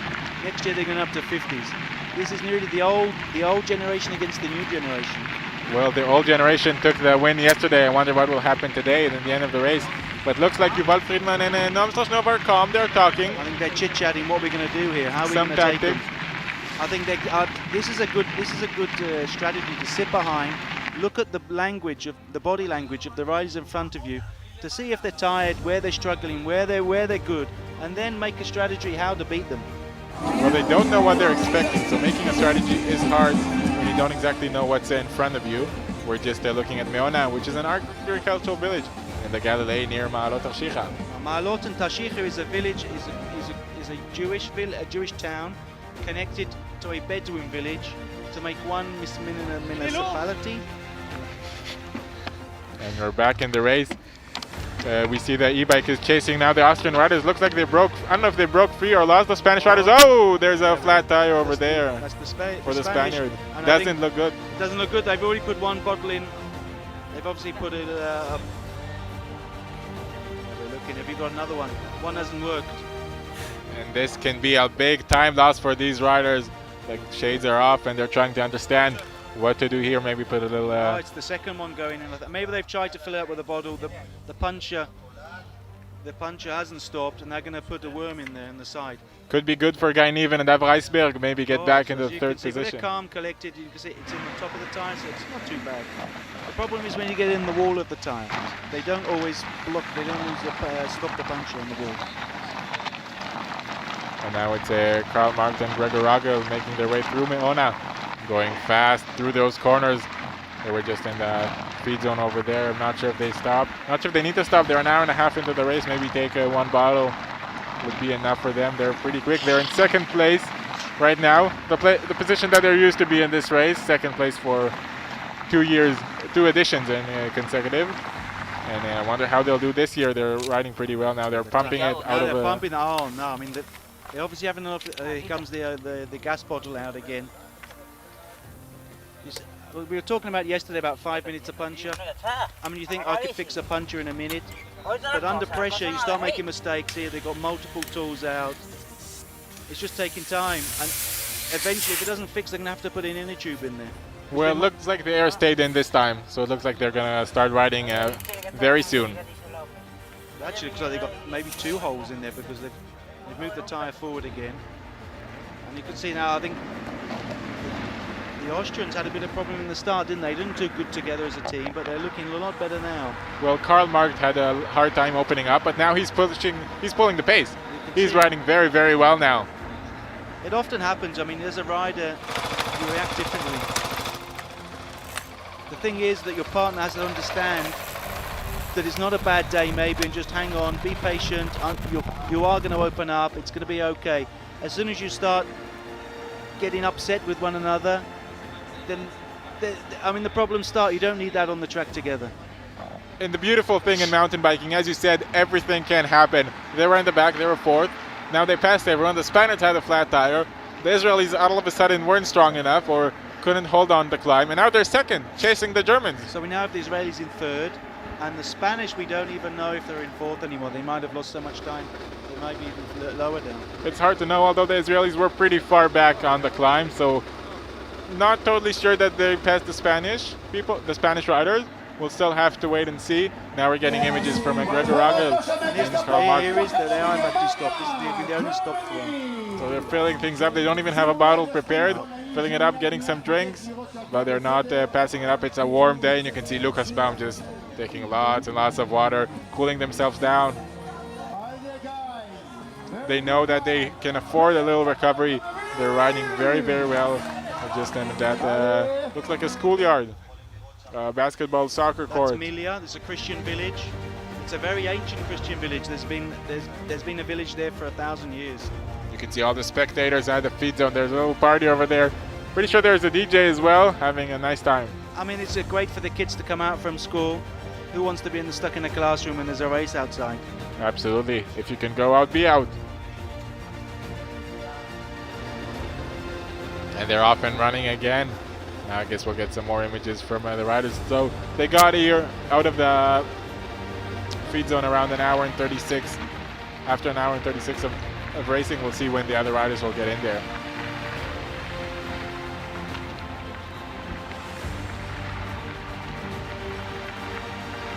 So we talked about Gregor Ragel and Karl Marx, both very strong riders. Both raced the Epic, not for the first time. This is their third time, finished second on 2018 and 2019. I'm not sure it's them making their way inside the village. That's right, that's Mohona. On the other side of the road is Milia. This is a Jewish moshav next to an Arab village. As we can see many times in this Many times, I mean, up in the north here, There's around 50% are Arabs and 50% are Jewish. People are quite surprised how well we actually do get on together up in the north. What you see on the TV in Europe is not what is going on in the north. People work together, live together, and are friends and ride bikes together. So it looks they're just around a minute and a half behind. They have the boxes, so they have things prepared. That's actually a good idea. They're not wasting time, and they're going to go up. I think they're around a minute behind the German riders. And if you notice, they only took one bottle. They didn't bother with the second. They did have two. So they're not thinking about the weight. They just want to get there out of there as fast as possible. Only a minute behind is not so bad for the Austrian duo. Now we can see the Spaniards making their way into the feed zone. They're pretty far behind.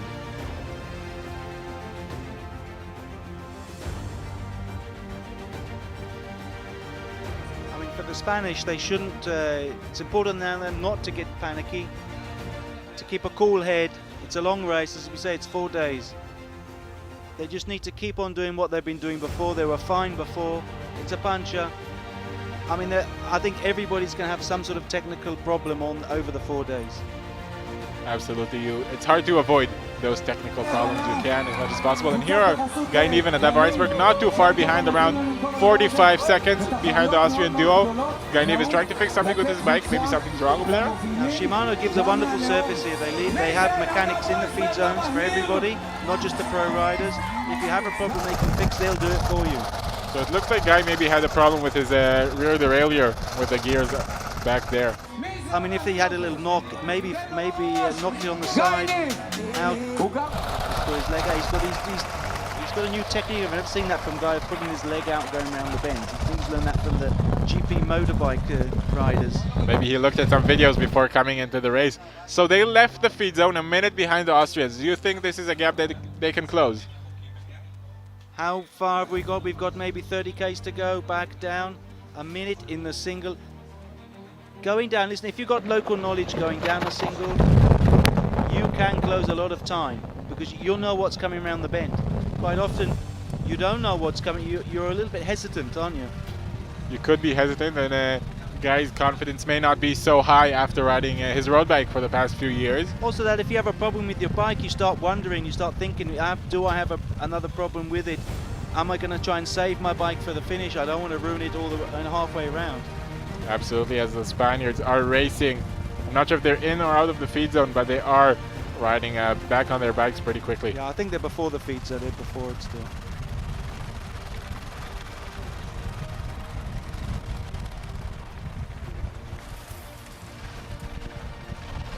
On the front over there was Manuel Cordedo Morgado, who's a strong rider. He's finished 7th in the Ultra Marathon European Championships this year, so he's up for the long races.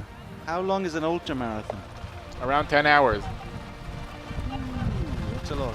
It is a lot. I mean, normally a marathon races, a traditional UCI race would be 4 hours, wouldn't it? 80 k's. Something like that. Now they're in the feed zone. Another 2 minutes or so behind the Guy Neven and David Reisberg. So they're in the front, but not too much in the front.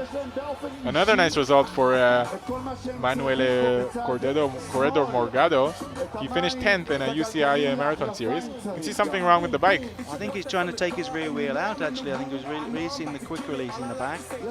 Yeah, taking the wheel out. Taking the wheel out, getting the wheel. They've got spare wheels behind, I think. Looking for a spare wheel. He's not taking any chances. No, he knew he had a problem there. He knew he had to put that worm in the tire. So he doesn't, as he said, no chances taken. I think he probably had it in the sidewall and maybe a snake bite, which is a snake bite for normal people who don't understand what that is.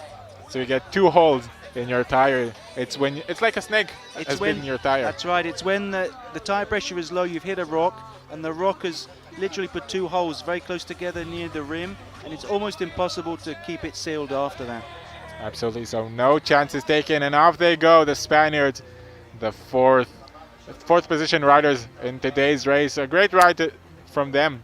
I think we have the second Israeli team coming up now to the feed zone. Looks like it's hard to understand exactly who it is from up the front. Maybe again Yuval Tzachor getting on that handlebars like he did yesterday. He was riding with Oded Kugut. You talked to them today in the morning, didn't you? I did. Yesterday he didn't look too good, did he? He looked in the hurt zone. Absolutely. But he told me he was perfectly fine. He blamed his partner for opening up too hard, and his partner burned him out in the start. And then for him, there was no way back, he said. Well, and I hope he has a better day today. Now we can see Shlomi Chaimi just giving those pushes to Omer Shapira. He's pushing her, getting back there, and pushing her again. Looks like they're going pretty fast up this climb. Shlomi may not practice for a month since the Olympics, but he looks like he's strong. I mean, these pro riders have got it in their legs. He does it all year round. As you can see, the technique, it's a great technique. Nice wide road where he can actually help his partner out. And he's helping her throughout that whole climb. He's just sprinting to her, pushing her up, helping her keep that high pace. And they're just behind that big group. I guess they're trying to make their way back to the group or catch the group. Not exactly sure. I remember Rotem Gafinovich and Omer Lahav weren't so far behind. So there's still a big race in the mixed categories as Shlomi Chaimi and Omer Shapira won yesterday's prologue and were in the lead earlier on. And we only had 1 minute 15 between the top three couples, haven't we? So it's a very interesting race. You can see they're just making their way back to the climb and they're just going to go around them. This is Yuval Friedman, Noam Strashnov, Angelo Di Veroli and Chaim Dahan, the leader Masters riders. I think maybe they had a little problem here or something because they've come up so quickly on them. It's like two different levels here. I think maybe Shlomi and Omer had a small problem and they've come back. That's absolutely a possibility. It's a good observation. It's hard. We don't exactly know where Rotem Gafinovich and Omer Lahav are. We may get some better images later on. But they're just going through them. Or maybe they paced themselves a little bit better than the Masters. That's also a possibility. They're both pro riders. They know what they're doing. Everybody knows what they're doing, but they're working on it. I'm not sure about everybody knows what they're doing. Well, those strong master riders are certainly very strong, and they've been riding their bikes for a long time. I've seen when you race these races and you get it deep into them, you see a lot of silly decisions by people that normally, if they weren't they were sitting on the grass or on the start line, they wouldn't make that decision. Well, when you don't have enough blood coming to your brain and it has to go to your legs, you can't think so straight. And here we're on the 20% climbs here. They're like little ramps. You come to them, you hit them, you go up, and then you rest 100 meters and it goes up again. They are, and Omer Shapira is a light and very strong rider.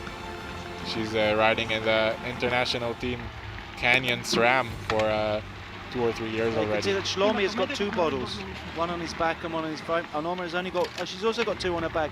She's got that triathlon style behind her seat, which I never like because it's quite hard to reach the bottle, take it out, and then if you try and put it back, you can actually make a little bit of a mess of it. It is, and it also looks like you're a triathlon rider. That's okay, guys, that's okay. It is okay. We support all the riders and we like everyone to come here. It's just hard to reach. Omer has a very small front chain ring, I see. I don't know what size it is, but it's not I'm not going to say it's a man's chain ring, but it is a small one.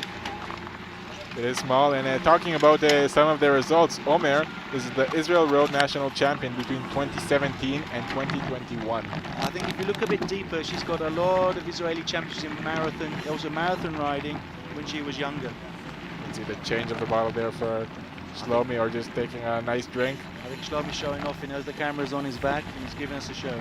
Well, the camera's off on his back for a long time. We just don't always get to see them. We're getting another e-bike views over there. And these are the amateurs having a good time. They're back down on the course. And Shlomi and Omer will probably get down. Whoa, that's a nice whip over there from Shlomi. Did I tell you, he knows the camera's on his back. He knows, and he's giving a show. Whoa, a nice show from Shlomi. I think if Omer saw him do that, she wouldn't be too happy about it, because something could happen and ruin their race. Well, that's why he's behind. Don't tell her. Talking about some of Shlomi's results as well, as long as he's showing off right here. He's, as we said yesterday, 9 times cross-country Israeli champion. Here we can see his whip again. A nice replay over there.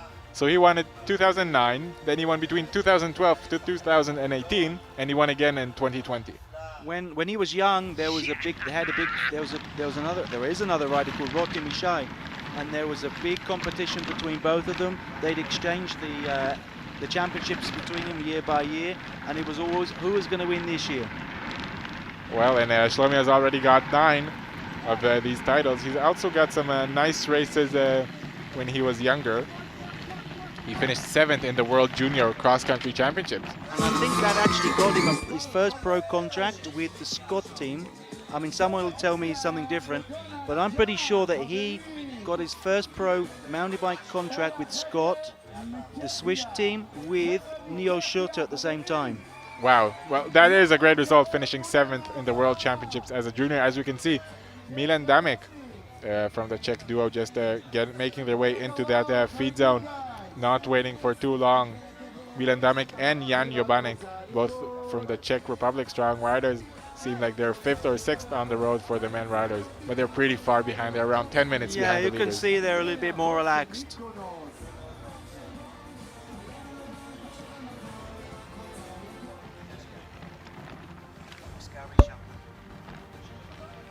Looks like Angelo Di Veroli and Chaim Dahan maybe trying to chase back Omer Shapira and Shlomi Chaimi. And you can see Angelo's leaving quite a big gap there. Maybe he's not too sure about the singles, and he wants to see his line by himself and not be taken to someone else's line, which can be a problem. If you have a more technical rider in front of you and he takes a hard line that you don't like, you could get yourself into some trouble. Absolutely, and there is a pretty big group in front of him, so maybe he wants to be safe. He doesn't want to be dependent on anybody else making a mistake. That's right. I mean, I wouldn't want to follow Shlomi down a single, for example, especially when he's starting to do the jumps. Absolutely not. You don't want to get that wheel in your face because it looks like it's getting up pretty high.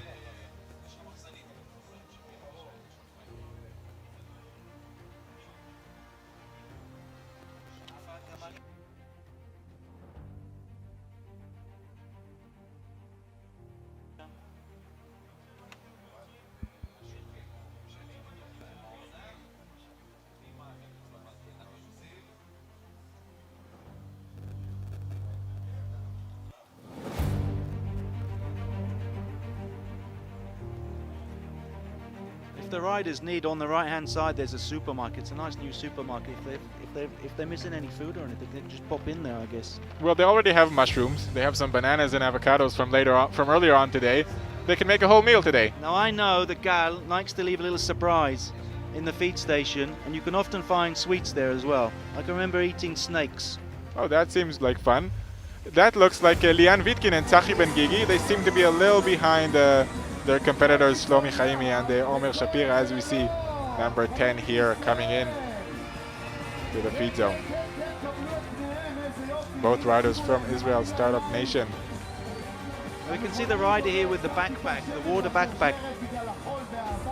I don't think it's such a great idea to race with them, because you can't actually tell how much water you've got left in your backpack when you're riding. And sometimes you can surprise yourself by drinking too much and run out of water in the middle. And here we're getting another image of that Spanish technical. I hope it's not another technical for them. Is that the Spanish again? Oh no, it's terrible. Looks like the white jerseys. Hard to know exactly if it's them again or replays of the previous shots that we got. Number 10 over there was Lahav Davidson and Elon Cohen from the Israel Startup Nation. What you can see is the guy with the rider with the problem isn't dealing with it, it's his partner who's dealing with it. Well, maybe one of them is better dealing with problems and they just know, you're the better one, you do it, get us out of here fast. Quite often, the partners will decide who takes what and who has what in their pockets. So there's no point having two Allen keys in each pocket. There's no point having two puncture repair kits in each. You might as well just take one, and from the start you know who's got which tool in his pocket. Level is low. The aircraft Absolutely, that way you can manage your weight, manage the things that you're taking, take more things in your pockets, just be more efficient. I mean, there's no point of having two pumps, but there is a point of having a lot of CO2 bottles in every pocket you can get it in. Absolutely. And I'm not sure these are the Spanish riders, or I'm not sure it's something new, because it looks like we are before the feed zone and they got out of it. But they're still top right. I mean, they're top amateur riders here, because that's still the front of the race we're watching now. The mass hasn't arrived there yet. Absolutely. The pro elite racers only got there 15 minutes ago. And we're back with Shlomi Chaimi on the front, Omer Shapira on his wheel, just getting a little bit into the wind. Behind them we can see some other strong master riders. I think the master riders are taking advantage of the fact that they're in the front of the race with the MiGs, and they're letting the mixed take the wind. Quite often, you'll find a friend from racing up there, and they'll give you a little hand. They'll take the wind a little bit for you, but it's not happening here. Well, it looks like everyone is for himself. Every couple is working. I think we're going to have a little bit of a cagey ride between the top masters here, the 40-year-olds, with Noam and his partner, and Chaim is obviously just keeping an eye on them. I don't think they want to sit on front, help them along at all, and that's why they're leaving Shlomi and Omer to take the wind. Well, they don't want to help them, and they're kind of out of big climbs to attack on, because the big climbs are behind us. They're towards the feed zone right now, and I wonder if they'll attack or they'll just come in together at the end of the stage. Do you think there can still be a difference today? Of course. I mean, Chaim is a good rider, Noam is a good rider. They're all good riders. You have to be a good rider to be up there. Are you going to take the risk and make the difference in the downhill on the technical station, or are you going to wait to the flats and use your power to go away from them? Well, as you said, it is harder to get away in the flats. I think it's hard everywhere to get away at the moment. It is. It looks like they're all stuck together, and looks like we have some great racing here in the master category. On the front, Shlomi Chaimi is setting a strong pace to keep him and Omer Shapira. And Omer hasn't lost a bottle, or has rejected. He's only got one on the back now.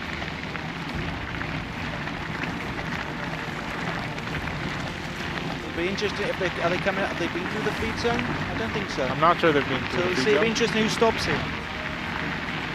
Will this group stick, or will the feed zone be the difference point? Because Shlomi took a bottle for Omer earlier. I don't know about the masters here, if they stopped or took a bottle, but they have been riding for almost 2 hours. You should have finished 2 bottles by now and had 2 gels at least. You probably want to refresh. A big mistake is not to stop and push on, because you could literally dry yourself up in the next hour. Sure, you can pay for that later on in the race. And if not today, maybe today in the evening, and then be not as strong for tomorrow. Here we can see they're in the feed zone now. Shlomi is doing that little show, I think. I think it's called showboating. And if you see that, Chaim Dahan and Angelo Di Veroli are just going through. They just go through. Yuval Friedman and Noam Strashnov aren't. And as we said, this may be a difference point today. Now, I have to say, I have previous with Angelo in the first epic that I rode. Angelo had a very strong partner, and they were off the front. His partner didn't take water, arrived at the finish, he dehydrated and was unable to continue the next day.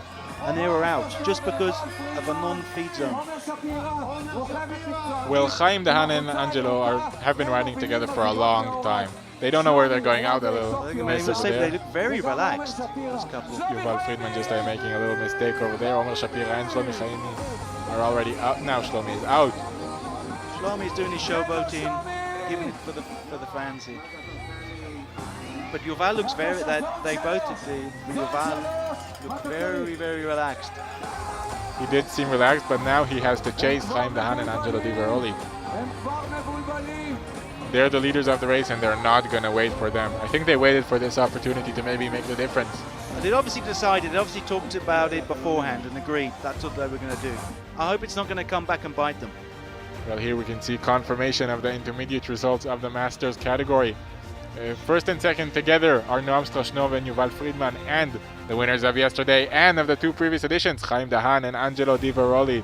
We're going to have some great racing between these 2 riders today and throughout the whole race.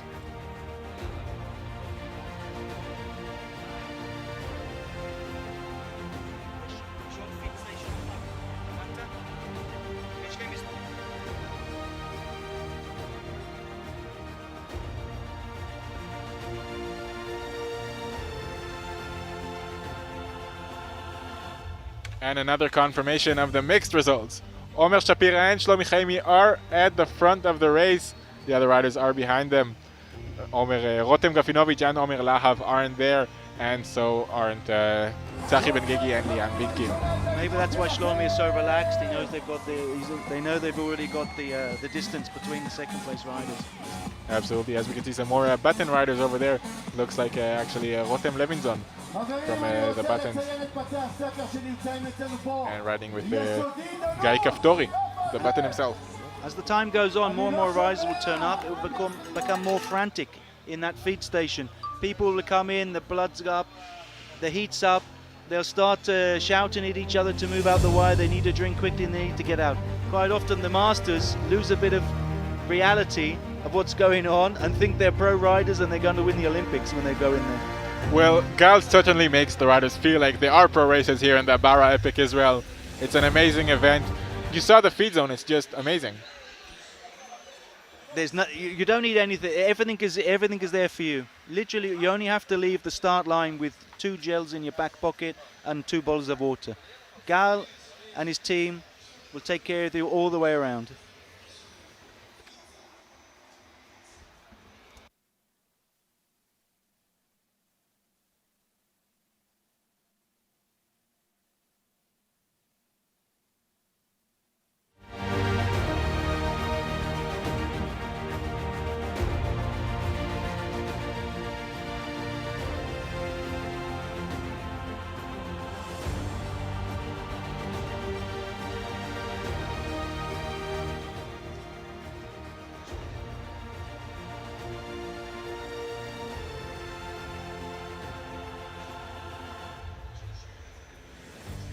Okay, we're almost up to 2 hours and there's 31.8 kilometers to go.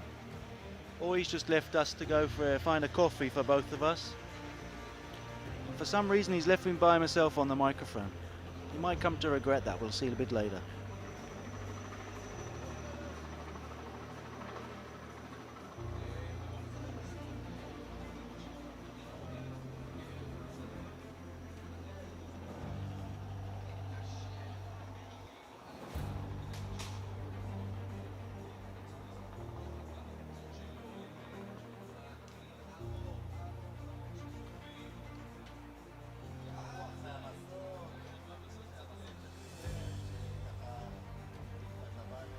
This was the start 2 hours ago. It seems quite a long time now, 2 hours, especially for the riders who are out there on the tracks.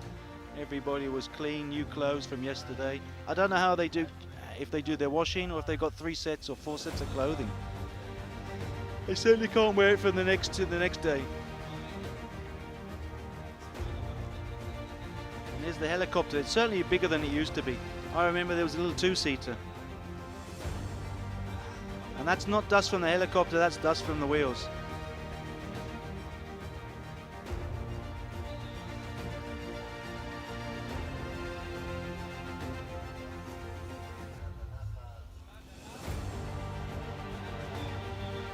As you can see, that's the mass of the Masters riders.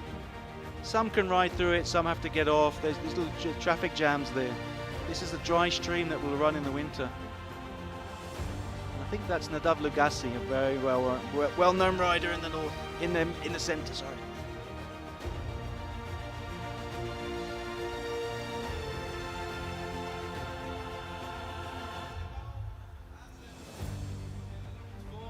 This was the start of the single earlier, when the riders were still together before everybody started opening up, and starting the plan that they probably made in the morning how they were going to ride the race.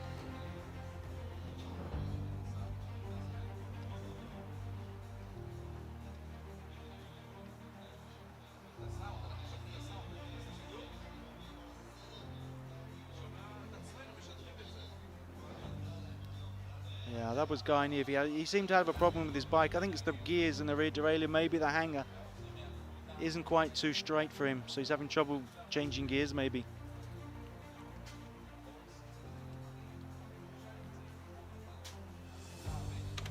I think a little discussion's going. That was the discussion going, how you're feeling.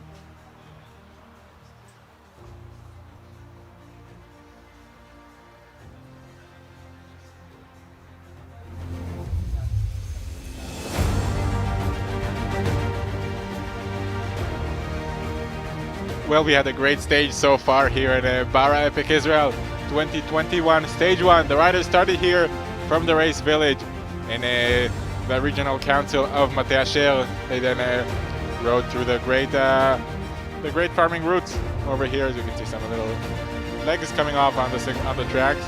Later on, they went to some nice single tracks that JNF has built. Sorry, that was actually Angela, wasn't it, losing it? It was.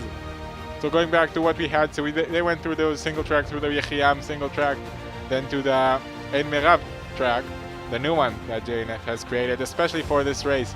Later on, they tackled some difficult climbs. Big differences were made. The Germans were on the front. The Spaniards had some flat tires. Omer Shapira and Shlomi Chaimi had a great ride. Currently having a great ride. They're off the front and they're away. They are far away up the front. The Germans, George Jagger and Lukas Baum, are leading. Behind them are Gregor Ragel and Karl Mark. If you noticed already, if you've been watching since the start, everything can change. Everything, it's a liquid, it's fluid. You can be fine 1 minute and then have a punch as the Spanish did, and everything can change for you. Absolutely anything can happen. The Spanish went from being in the front group to being fourth on the road right now. Third on the road are Guy Nieve and Nadav Reisberg. Started off good. Guy Nieve had a little technical issue, then a little issue, then some issues on the climb, but now they seem like they're going pretty well. He did look $1 million in the beginning. I think his value's gone down a bit on the climb. Let's see if he can recover on the downhill. Well, I hope he could, and maybe they can get some of that gap back. They weren't too far from the leaders, only less than a minute after the leaders. This is Tomi Tzchaki and Roy Kapach. And they're going through the industrial area of Ma'alot, and they're heading towards the downhill natural stream. Hopefully we'll see the water crossings as they go down. Actually, both of them have a channel, TCH. You can follow them on Facebook and get their feelings about the race every day, how they feel, how it went. Now it's Roy Kapach on the back and Tomi Tzchaki on the front, pulling the pace, going fast near that station. That's the thing about it, keeping a little bit of a space between the front rider. You could be surprised by something like that quite easily. Absolutely, but they know each other. Riders here trained together for a few months now, I guess. Yep. And here we're going to go over on the left is Milia, the Christian village. And this road's going to go up a little bit, and then they're going to go drop straight down on a beautiful road down into a stream where hopefully they're going to find some water. This is our third place mixed couple. Maybe even second. Looks like Rotem Gafinovic and Omer Lahav, okay, yeah, who were second yesterday. Just not so far behind. They're a little further behind today. Omer is just pushing Rotem a little bit. Both very talented riders. All she has to do is get over this little bit of rise, and it's going to go downhill from here. Absolutely, and then she could sit behind Omer's wheel.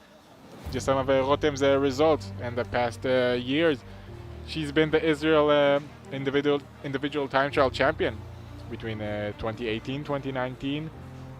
Wasn't the champion in 2020, but was the champion again at 2021 this year. Here they go. It's going to go downhill from now. It's a very quick, windy asphalt drop. It's a lot easier to go down than it is to come up that climb. There's some pretty big averages going down. They'll hit a stream which runs all year round. And how many times are they going to cross over the stream? They're going to cross the stream 7 times, so they have to be careful when they cross that stream. Going back to the results, you were talking about the climbs over there. Actually, Rotem is not a bad climber. In the Lotto Belgium Tour this year, she finished 3rd in the mountain classifications, and she even had the mountain jersey for one day. So she could climb. Just hold our breath here a bit, because it doesn't look it, but this is about 20% drop down. Wow, that is a very steep drop down. Very tight turns. You have to control your speed into the turns. Well, both are professional riders. They know how to handle their bike. Both, I guess, know how to ride their off-road bike if they're here in Bara Epic as well. Now this stream, it's actually fun to ride it the opposite way, up from the sea, up here, and you'll climb out, and then you can drop back down. You can do the loop the opposite way. It's a nasty climb here, but it is asphalt, and it's a climb that's constant. It's going up, up, up, up. It's nothing too difficult going up it. Absolutely, you can see they're using every inch of the road on their way down, trying to do it as fast as possible. They're obviously out of the feed zone right now, going down towards the Ziv stream.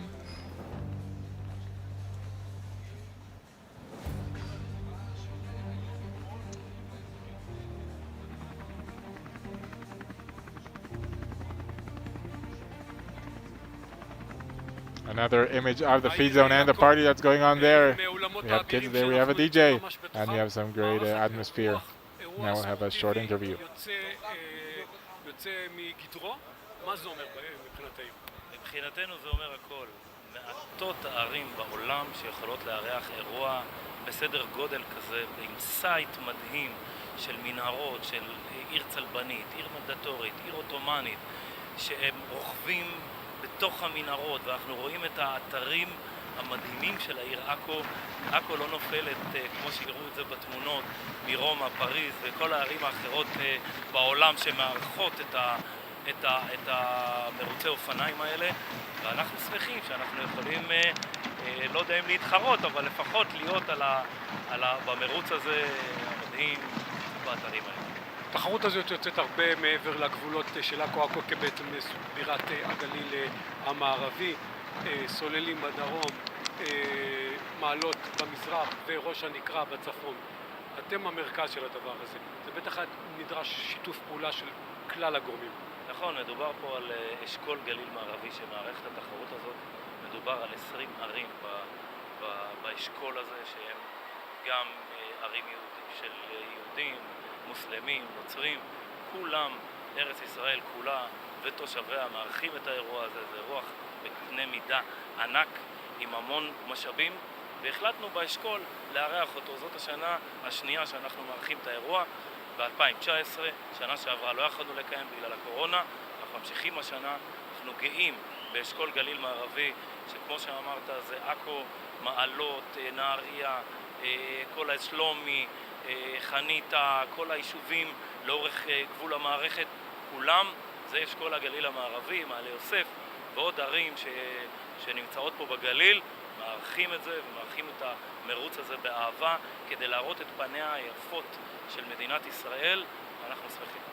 לסיום, מסר נקרא לזה לקולגות שלך, לעמיתים שלך, לראשי ערים אחרים, שזה ייתכן, זה אפשרי, ושוב ברשותך תתעכב על העניין של כניסה לתוך אולמות האווירים עצמם ולא רק בכביש מחוץ. נכון, אנחנו מקיימים את האירוע גם בתוך אולמות האווירים עצמם, וזה באמת אומר שהכל אפשרי, כי לכאורה, אתה יודע, יש משרד התיירות, משרד הזה, תמיד יסבירו מה קשה ומה לא אפשרי. הנה אנחנו מוכיחים שהכל אפשרי, ואני אומר לכל חבריי, ראשי הרשויות, המועצות, לכו על זה. אין כמו ספורט, תרבות, כדי לגשר, כדי לחבר. בתקופה הזאת שיש הרבה שיסוי והרבה מחלוקות בעם, זאת ההזדמנות לעשות את הדברים בצורה כזאת שתגשר ותחבר בין כולם. ראש העיר שמעון לנקרי, ראש עיריית עכו, תודה רבה, ושוב המון תודה בשם התחרות, בשם ערוץ הספורט ובשם אפילו מדינת ישראל שאתה מערך כזאת תחרות גדולה. תודה רבה לכם, תודה שאתם מצלמים, תודה שאתם באים, תודה שאתם איתנו. זה מסר לכל העולם, אנחנו כבר לא בקורונה, יצאנו מזה, כבר במקום אחר.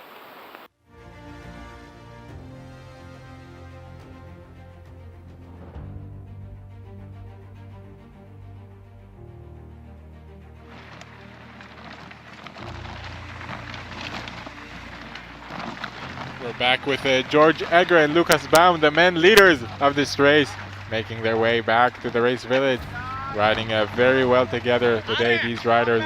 A very impressive ride from them today. They seem to have already dropped down through the Wadi, out of the river, and they're coming back over cross country now. It's going to be up and down, I think, until they reach the banana fields again. It's going to be up and down, but the general direction is downhill. I mean, they could probably smell it's downhill by now. Yeah, they can smell it, they can feel it. Here again, it looks like Shlomi Chaimi and Omer Shapira. This is actually in the stream. It's a path that you can ride down or up it. It's not too hard coming up. It's like a rolling path. You go up. It's obviously against the water, but it's a ride. It's got a lot of shade. It's a lovely place to ride. It's a beautiful stream. It's actually also a lovely place to hike. There's a great hike that goes in the stream. It calls Yam to Yam, Sea to Sea. Goes from the Mediterranean Sea to the Sea of Galilee. It's around a 3-day hike, 70 kilometers. We get through this beautiful Ksiv stream, and then later on in the am8 stream, which is doesn't really stream most of the time. And hopefully the helicopter will be able to pick up the Crusader Castle on the left here. that there are some interesting stories about that Crusader castle, the Monfort castle. Talking a little bit more about that stream, Ksiv stream, it starts at Mount Meron, 1,200 meters above sea level, and it goes all the way to the Mediterranean Sea near Akhziv Beach, which is a beautiful beach that we saw yesterday. It doesn't actually flow to the sea all year round, but in winter it does flow very fast. It creates passings. You can ride across in the summer. It's boulders. It's very technical. You have to think about your lines. The Germans have already passed that point, and they're out of it, and they're on their way home. Well, it's good that they passed it, and it looks like they passed it safe. As you said, there are big boulders. There are also concrete passes, which get very, very slippery under the water. There are 20 kilometers to go to the race village, so it's less than an hour now because they're going downhill, and they've been flying. I mean, it's amazing the speed. They've done 60 Ks. A little less, around 54. 54 in 2 hours 13. I mean, that's a great pace, isn't it? Yeah, they slow down a little bit, but that's obvious there with the climbs. They started the first hour in 30 kilometers average speed, but they're still going very quickly indeed. And the advantage of a couple race like this is they're up the front, but they're not alone. They have their teammate. It's not like a regular race where you attack and you're on your own. You always have your teammate to ride with, which is, I believe, a big advantage to go on a breakaway like this. Well, these races are an easy way for people to start competing in a race situation, because the responsibility is divided by two. It sounds simple, but it's not. When you're racing as a solo, it's all about you. And then mentally, it's very hard. It can be very hard for people. This is an easy way in, and you can have a taster, see if you like it, and carry on. Absolutely, and you're just never alone. As you said, it is easier, and these guys are more than tasting the race. They're eating everyone dust. They're feeding everyone dust. I think they're leaving the dust well for everybody else to see. Well, by the time they get the dust may get down already, they're just way ahead of everybody. It's interesting to see. They still look in control. They still look fresh. They look fresh, and they're not going to ride out of their skin now. They know they have a gap. I wonder how far behind are the Austrians and the Israelis, Guy Nive, Nadav Reisberg, Gregor Ragel, and Karl Mark. But they're not riding out of the skin. They're going in a fast pace, but in a controlled pace. They don't want to make mistakes now. There's no point. All their competitors are behind them. They're already in the lead anyway. All they're doing now is opening up a bigger gap for tomorrow. For tomorrow and for the rest of the race, they want to stay in control. The bigger gap they open now, the more they can rest, the more they can be calm later on in the race. But you see, in these trails you can't switch off. You can't go on automatic pilot because there are so many little rocks. You can see they're having to pick and choose which line to take, not to hit the rocks and potentially puncture. Well, you do have to stay focused all the time.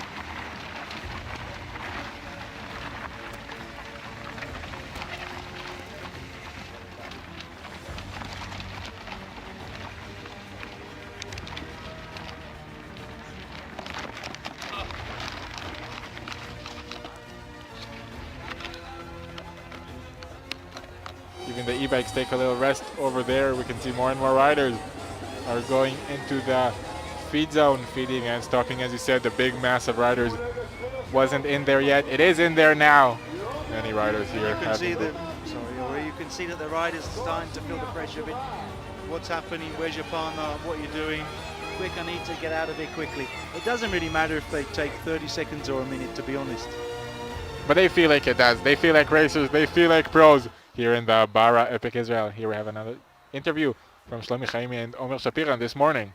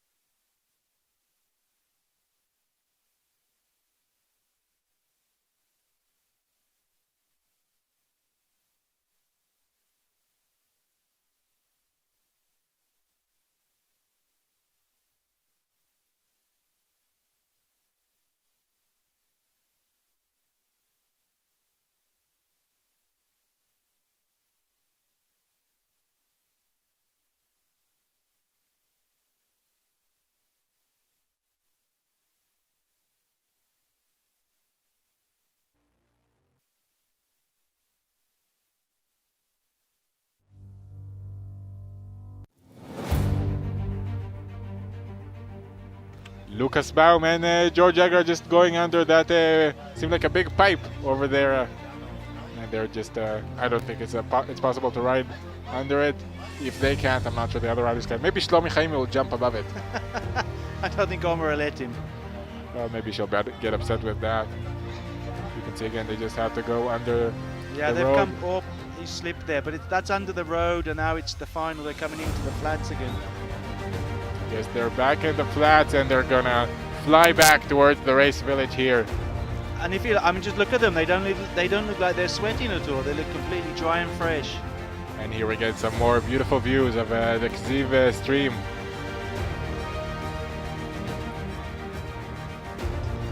It's very green in here, as you said. At the winter, the water flow is very strong, but there's water there throughout the whole year. You can get there, hike in the summer and get some water. That's right. If you start in the bottom and walk up or ride up, you will eventually meet the water. And it's cold, and it's clean, and it's fresh. And it's a nature reserve there. All these trees are natural to Israel. And I don't know if you know this, but back in the 80s, they re-released fallow deer back into Israel that they brought from Iran, back into this area. So you can actually meet a deer on the track when you're riding along. Absolutely, and there's a very interesting story behind the way that they got here. Well, as you said, they re-released them from Iran because they got extinct in Israel. And in order to get them, well, they had to make a deal with the Iranians. And in order to make the deal, the Iranians had to get something in return. That's the Shah of Iran, wasn't it? It was the brother of the Shah. So he came to Israel and he wanted to hunt an ibex. And it was the ibex with the longest horns by then. Hold the record, it was the longest horns by 3 centimeters. Here we have a little confirmation of the results, and then we'll continue talking about deers. So first in the intermediate at the feed zone were Lucas Baum and George Egger. I'm not sure it's correct. I don't see the Austrians here. I think the Austrians are missing, and I'm pretty sure maybe there's a change. Maybe they've had a problem. We haven't seen them on our screens for a long time, have we? We haven't, but we're pretty sure that they came in second, and Guy Niven and Nadav Reisberg came in before the Spaniards. Then maybe we'll have to wait until they get here. And here we see them on Fort Castle, old Crusaders castle, just looking out the Kziv stream. I think that was built around 1200, wasn't it? By the Crusaders. By the Crusaders it was, but there was actually a Roman fortress there that was built 500 BCE. So that's a pretty ancient place. And actually, as you can notice, it's not in a very strategic place. So it's not for fighting. It's not a place that you really want to hold because there was no ancient route or ancient road that was going through the stream. But it was good for agriculture. It was good for hiding some of the Crusaders when the situation for them in Israel wasn't so good. I mean, it's obviously a very hard place to get to. If they could easily defend it. It has fantastic views and fantastic a vantage point to see around. Absolutely, it is a great point. It's a great place to hike at as well.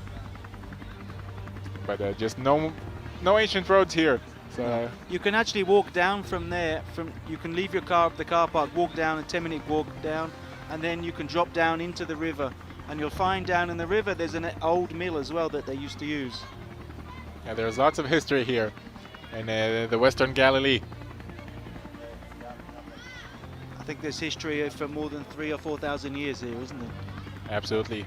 As we said, Acre was yesterday was built over 5,000 years ago. So there's lots and lots of history in the area.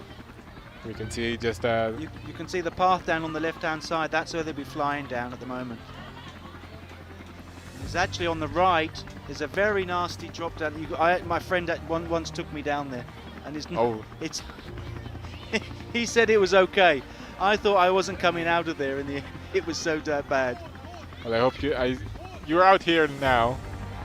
Looks like an unpleasant drop over there. Looks like a tough route to ride. It's tough. There's no way you're going to go up it. It's only downhill, and it's very loose. Lots of stones. It's not for the faint-hearted. Well, if you can't go up, then it's absolutely not for the faint-hearted.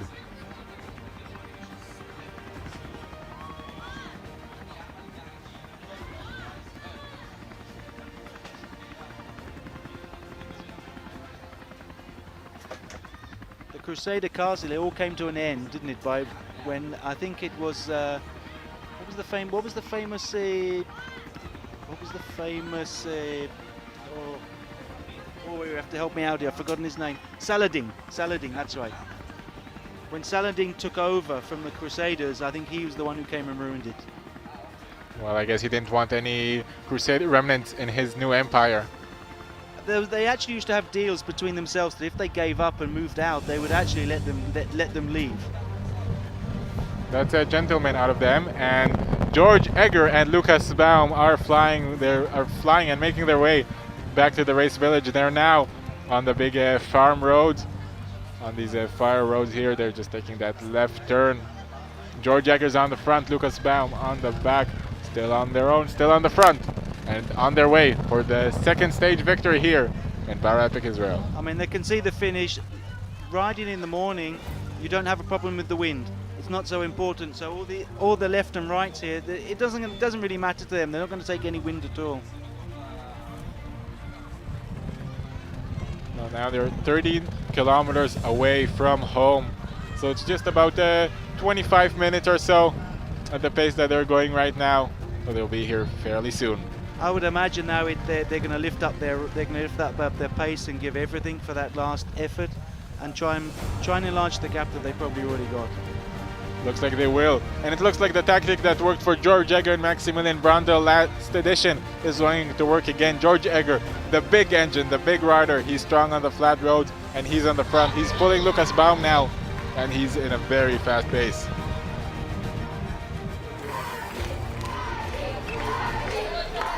שלום וברכה, איזה כיף להיות איתכם כאן היום. איזה התרגשות, מה שקורה פה, האנרגיות, האדרנלין, השמחה, איזה חגיגה.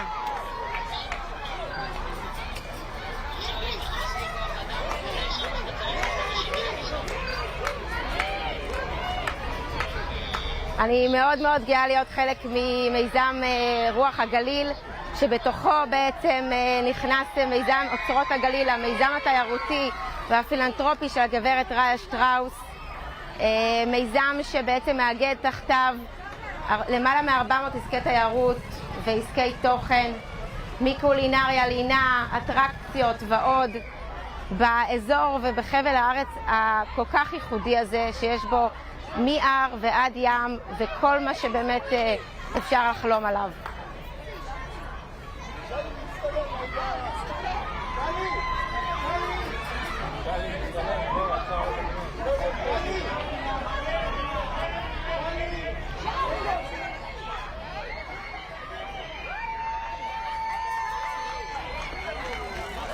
בסופו של דבר, כמו שציינת, דרור, בעצם ראיה בחזונה ראתה את נושא התיירות האופניים כבר יותר מלמעלה מעשור, כשהיא הביאה באמת את קונטדור כאן לרכב ולמחנות אימונים, והאידיאל והרצון והחזון שהיא רואה לנגד עיניה זה רוכבים מכל העולם מגיעים לכאן לתחרויות בינלאומיות, ואנחנו כל כך נרגשים שהאפיק כאן כבר נותן את כל הדרייב לכל הדבר הזה להמשיך לגדול ולצמוח. הפוטנציאל פה עצום, מדובר מנוע צמיחה אדיר, ויש פה משהו שבאמת רוכבים גם מהעולם אומרים קשה למצוא.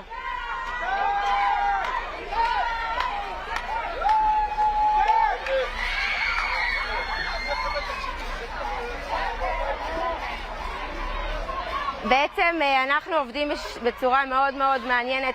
פילנטרופיה נוגעת בכל מיני באמת אפיקים שעוד לא נגעו, אבל המטרה היא להביא את הגופים המשמעותיים, את משרד התיירות, את הממשלה, להגיע ובאמת לטפל פה בכל מה שאפשר להרים ולמנף ולהפוך את הדברים האלה למשגשגים יותר ויותר.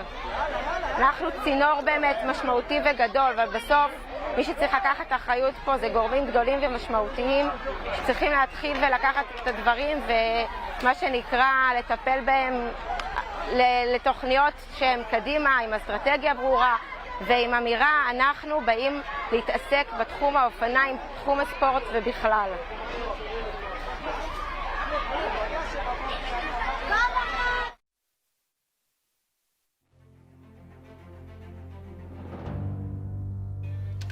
We're We're back after talking to Yardenos from the Treasures of the Galilee that also helped bringing the Bara Epic Israel here to the Western Galilee. We're very happy that they brought us here to the Western Galilee.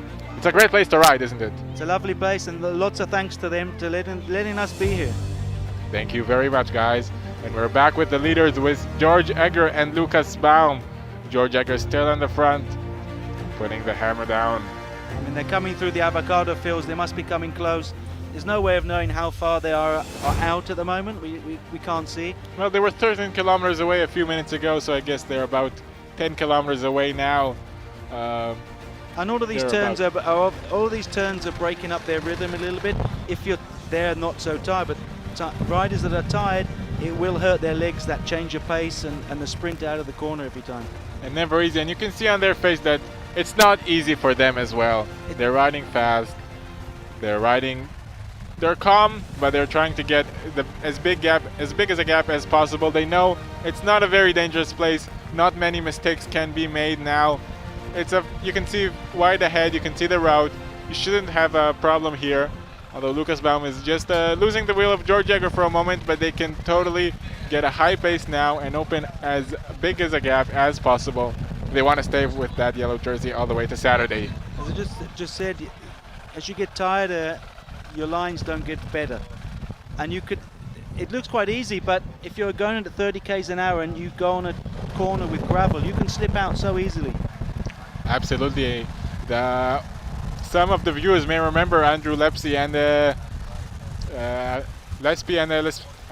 teammate, Dicera, the Canadian, who fell on the way back to the race village the previous edition, as Lucas Baum is giving a turn for George Egger. And they're going over one of these agricultural bridges over the main road again, so they must become pretty close now home. They are very close and they are doing very, very well. Yeah, this is Junction Cabri. Again, going over from one side to the other, back into the avocados. We're maybe maximum 10 minutes away from the finish. We're absolutely very close. We're waiting to see where are the other riders, what are the gaps, what is the damage that these riders have done today, because they have done some damage.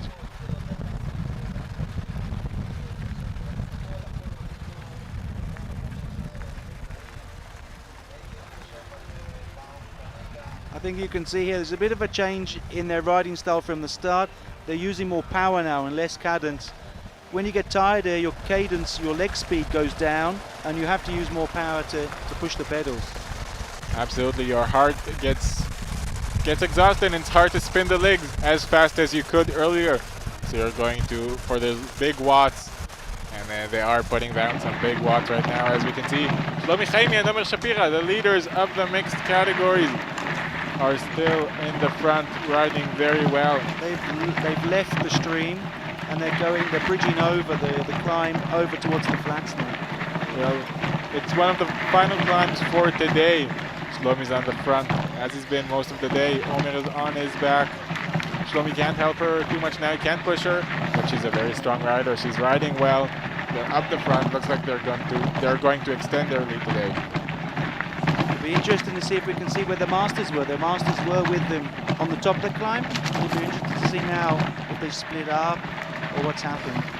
It is absolutely very interesting to see. I hope we can see them very soon. We didn't see too much of the Grandmasters today as well. We don't know what's going on in that category.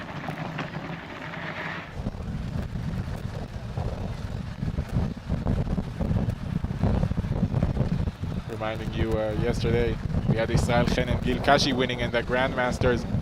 We had second Nadav Lugassi and Oran Uzrad, and third were Ziv Anfi and Yaakov Cohen.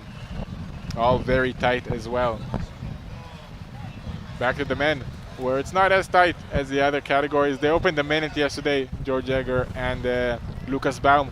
It's not that big of a gap, but it looks like they're going to open at least another minute today with another great ride here.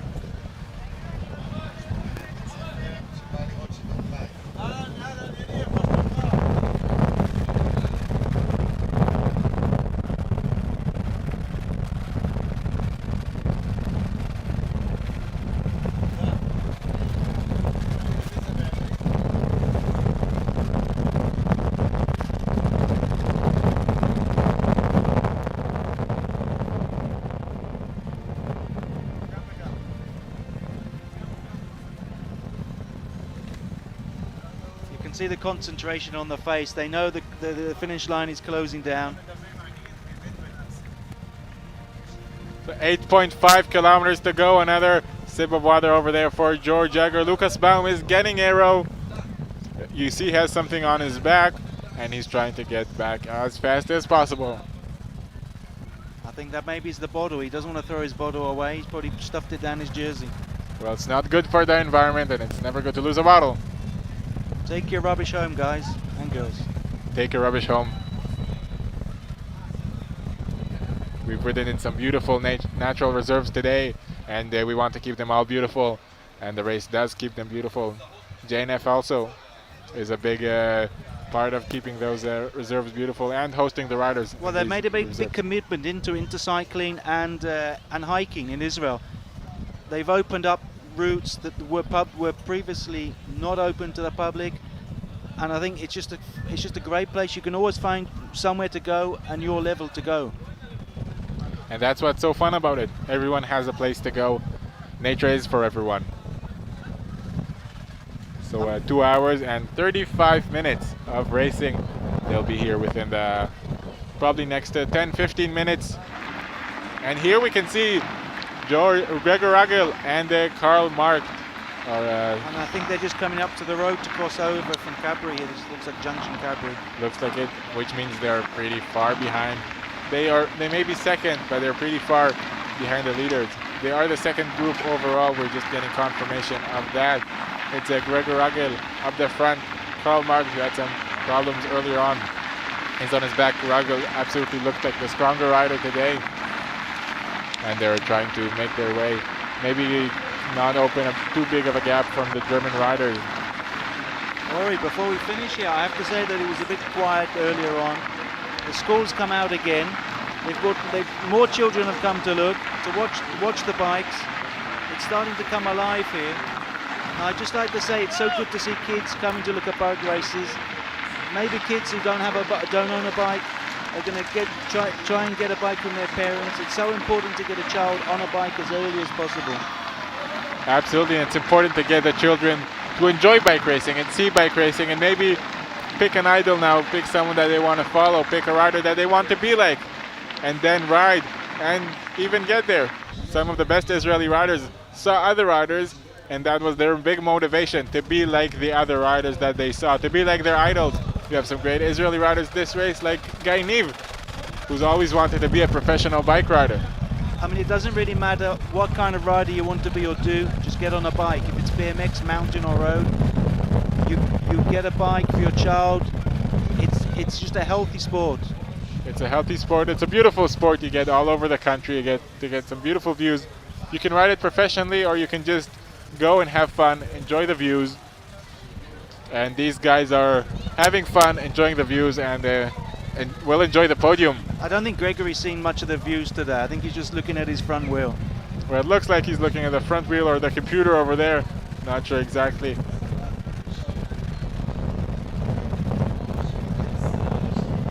Do you think he's trying to keep a pace up? He's looking at the pace, the kilometer pace, or do you think he's looking at his watts? Well, I don't know if they have their watts here on their mountain bike. Some do, some don't.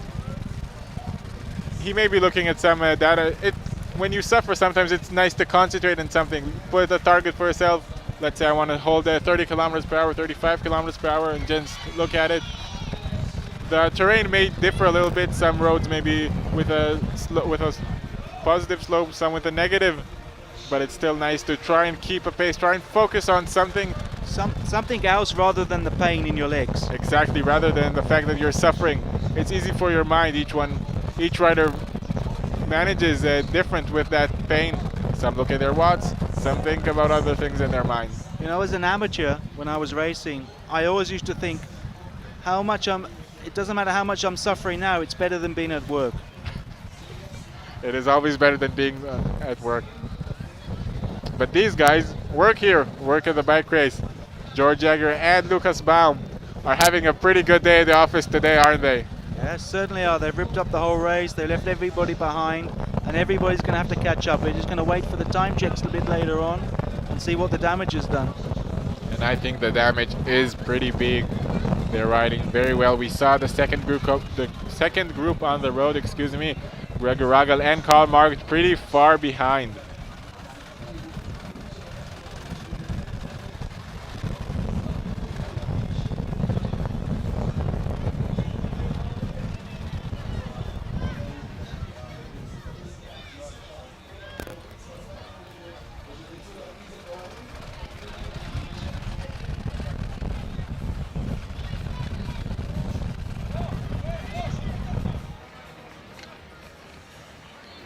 And here it looks like a Yuval Friedman.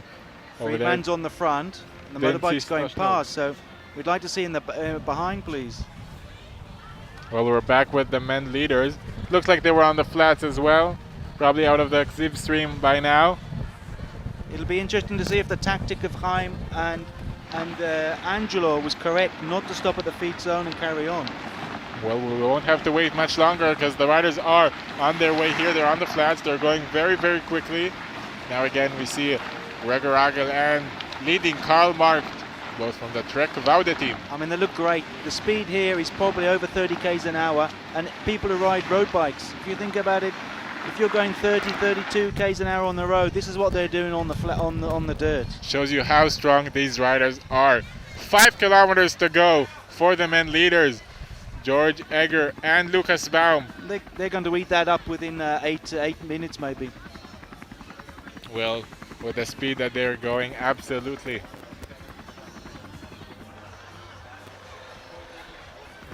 You can see some twists and turns here. It's never boring here in the Bara Epic Israel. I mean, they're probably not, they're unsure where they are even. Well, Gal is just taking them right and left to confuse them a little bit, to keep that thinking on, to keep the brain on. Gal has that little juke in his head. I mean, if there's an easy route, he won't take it. You're gonna get the extreme one. It's never boring here in the Bara Epic Israel.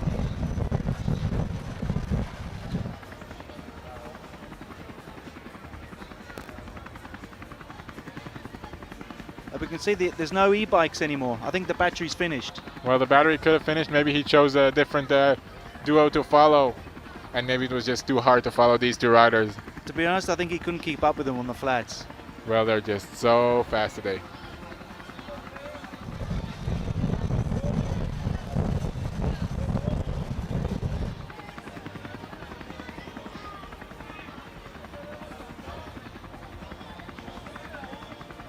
I mean, they both know they're well off the front.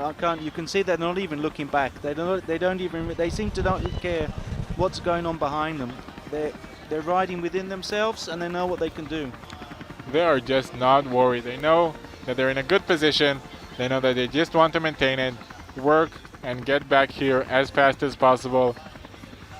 But even the pros have to run the bike up the hill sometimes. Well, it's never an easy ride. They are very, very close, I suppose, something like 3 kilometers or 4 kilometers from home. I think it was pretty safe to say for a long time, but the victory is going to be theirs. Well, apart from technical problems, it is going to be theirs, isn't it? Absolutely. And you never want technical problems to decide the race. You always want the legs to decide. Yeah, it's the best way of deciding a race, but some of the technical problems are inevitable. You see, he just looked back, he gave a little glance back to see where his partner was. It's important to make sure that your partner is always with you.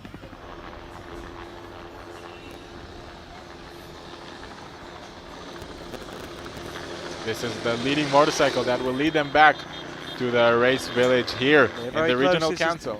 This is the new road, yes, around the kibbutz.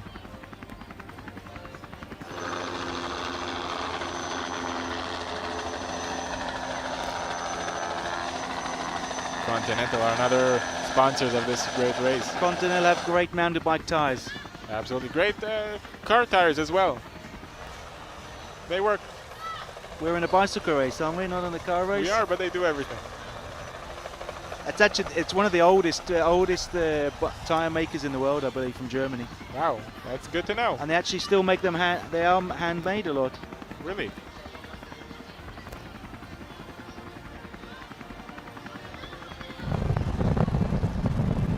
So they're on the road. A little chat there between Lucas Baum and George Egger. Lucas Baum going back to the front, staying in as aero as possible. George George is still on the handlebars, trying to get low, but not too much. You know, there used to be completely different here. There used to be some Israeli road riders that would put their hands on the fork, get so low. I couldn't believe it when I saw it. They'd literally hold on to their fork with their hands and ride, aero. There are some riders who do that, not only in Israel. I saw some pros doing it as well. It's very aero, but it's very dangerous. I tried it once and stopped quite quickly. Well, it is dangerous, and even most of the pros here don't do it. They prefer just bending their elbows a little bit and getting low with their upper body. No, it's too much of a risk on the trails. Kids don't do it at home. Do not do it at home. I think they've taken the pressure off their legs now. They know they're very close. I think they're just doing a little bit of a recovery, keeping the pace up, but they're not putting too much effort in now to the finish. Well, they're going to keep the high pace. They want to get here with a good time. They want to make all that hard work worth it.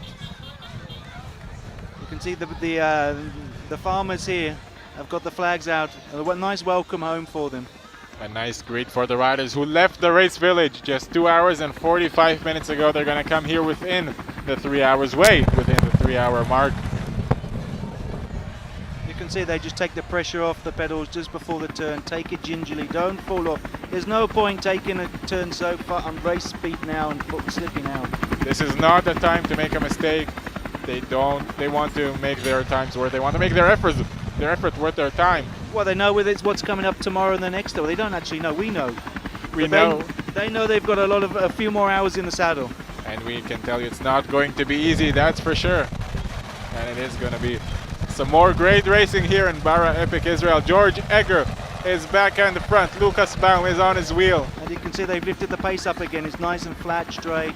There's no risk. They pulled the pace up for a couple more minutes. 2 kilometers to go. They're going to be here in the race village in no time. George Egger just looks so cool on the front. What can I say? I wish I was like that. I think you would too as well. He's just fantastic. And here again we can see Gregor Ragel and Karl Markt on his wheel making their way back over here. They're second on the road, pretty far behind the Germans it seems. And they look fresh as well. They look like they're still riding within themselves. They're riding within themselves, but they had a tough day. Didn't look like too many technical issues, but just... I think it was a technical issue with the body in the morning. It just didn't wake up on time. Yeah, maybe tomorrow they need to set that alarm half an hour earlier. What, tomorrow they have to get up earlier? They do. You can see the olives in the background. These are olives. These are olives for eating olives. They're not oil olives. So they're going to be here just in a few minutes. I think they're waking up the crowd here. The kids have been told they're coming. They're starting to look down the track. The atmosphere here is great, and it's going to be even better when these riders arrive. It's at 10 a.m. here in Israel, in the north part of Israel. It's pretty nice. It's sunny. Not too many clouds in the sky.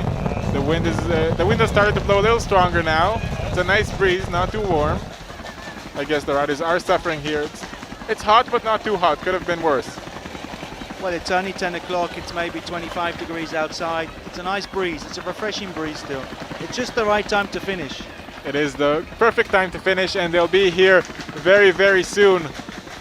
They feel like they're close. They see the helicopter up in the sky. They know that they're close to the race village. But Ori, let's not forget there's close to another 500 racers on the track, and they'll take another couple of hours to arrive here. Absolutely.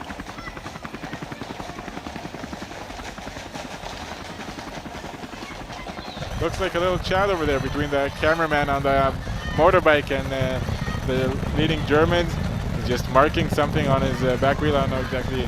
Well, it's also a release. They know they're very close to the finish. All that mental pressure. You're not uptight. You're relaxed. I mean, just you know you're going to finish now. Well, I don't know what about you, but I'm excited to see them coming soon, to see the winners of the first stage of this Bara Epic Israel. Well, just all these little kids here, they're starting banging on the ballards. And you can see the aqueduct, you can see the race village. And the they hotel are very, very close.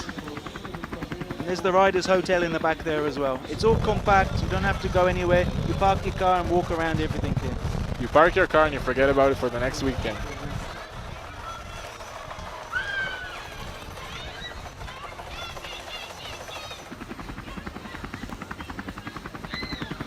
They just have a couple of turns or a few more turns left. They are literally, we are behind those buildings there, that's the finish. They're gonna take a right-hander and then a left-hander under the aqueduct. Or maybe they'll go the other way around. And we're back with Karl Markt is now on the front, leading George Egger, his companion, in this race. They're also teammates. We saw some other riders in front of them on the other side, and they're going to go left. That's it, they're coming in. I think the kids are now going to get the message to start banging. The helicopters above us, that's it. Another day finished for the leaders. It's going to be another day in the office, another great day at the office done for George Egger and Lucas Baum. A great ride for these riders. They said they were going to be calm. They were calm for a few kilometers, but then they just, all hell broke loose for the other riders because they just put the hammer down and attacked everyone. I mean, they've shown who's the boss, so haven't they really today? They absolutely Here shown. they come, and they're coming, the kids can see them. They absolutely showed who's the boss, and they are the bosses. They were the bosses yesterday. They are the bosses again today, and they are going to be the winners of this first stage. And they're going to continue to be the leaders. They are going to keep that yellow jersey, and the winners of the first stage, here they are, George Egger and Lucas Baum. What a ride. 2 hours 50, I mean, it's amazing. Amazing the speed. A great ride for these guys. Smiles all around. He's checking something with their I think he had a slow puncher maybe in the back. And it didn't slow them down. They weren't slowing for anybody, were they? What a ride for these guys. George Egger getting used to that yellow jersey. How many has he got now? Well, it's hard to count. I'm starting to lose fingers to count it. We'll have to ask him how many leader jerseys he's actually got in his cupboard. Well, many. Yeah, they're still checking the tyre. They're looking at the tyre. It was obviously going down over the last few Ks, maybe. But also, in the tyres, you know, they put sealant. You put sealant in. They're tubeless without an inner tube, and you have the sealant. Small holes will stop a small hole. You can see now they're laughing about that back tire, but they're all with a sigh of relief here. But as I said earlier, you're just a puncher away from losing a couple of minutes. I mean, he's lucky to have that near the finish and not in the middle. Absolutely, and it wasn't hard enough to make him stop.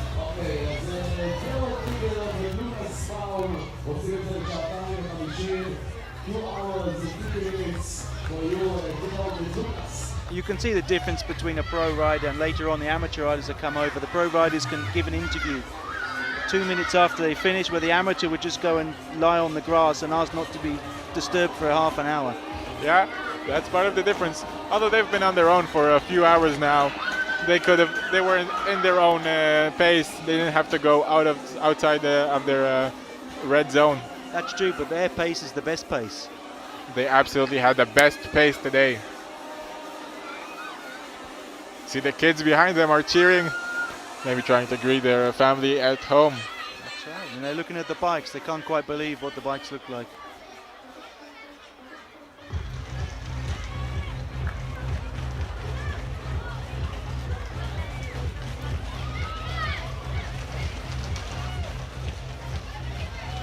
And we still haven't seen the rest of the riders, so it looks like the gap will be over 3 minutes here for the men's.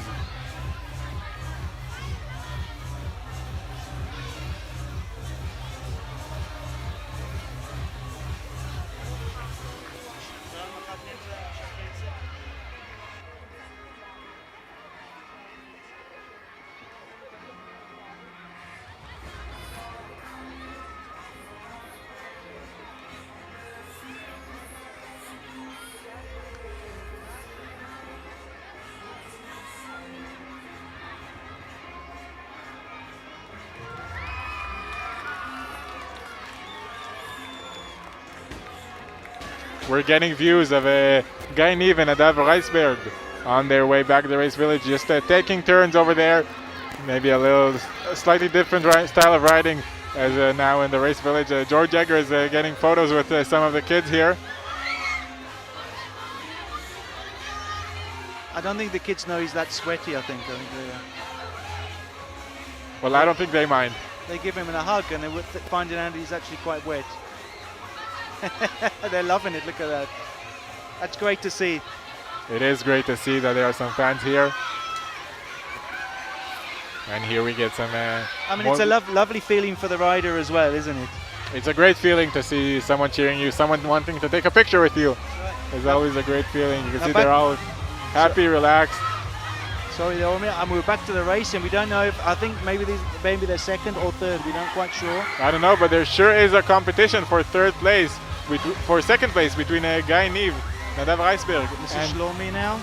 And the competition between obviously Gregor Ragel and Karl Mark. This is Shlomi Chaimi probably leading Omer Shapira, both having a very good ride today in the mixed category. Okay, I'm just going to go and see if I can get one of the Germans to come over and talk to us. Go ahead. So we're back with Guy Niv and Nadav Reisberg. They can also see the race village. So they may be close to the Austrian duo. They may be in front of them as well. Another great ride for these for this pair. They may have some problems. They may have some technical issues. Guy Niv may have his own issues, but they're back and they're racing. And they're racing very, very quickly. They just have a couple of turns to get into the race village. You can't see it now, but the Austrians are getting in the village. Karl Mark and Gregor Ragel will finish before them.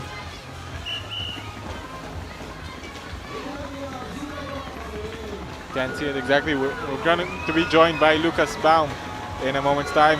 Guy Niv and here are the Austrian duo, Karl Mark and Gregor Ragel, finishing second today, several minutes behind the winners. And we are with the winners today. Lukas Baum, how are you? Yeah, here we are again. I'm fine. I'm happy that we could fix our flat tire pretty quick. And we had like luck, there's a German saying, luck and bad luck, that our competitors, the Austrians, had a flat tire right after us. So we could overtake them again and extend our lead. And what was the time gap in the end? I think 2.5. It's a few minutes. Yeah, it was a pretty big time gap. Okay. And we are just about to see the Israeli competitors, they're just getting in the race village. It's Guy Niv and then Nadav Reisberg. They had another great ride today.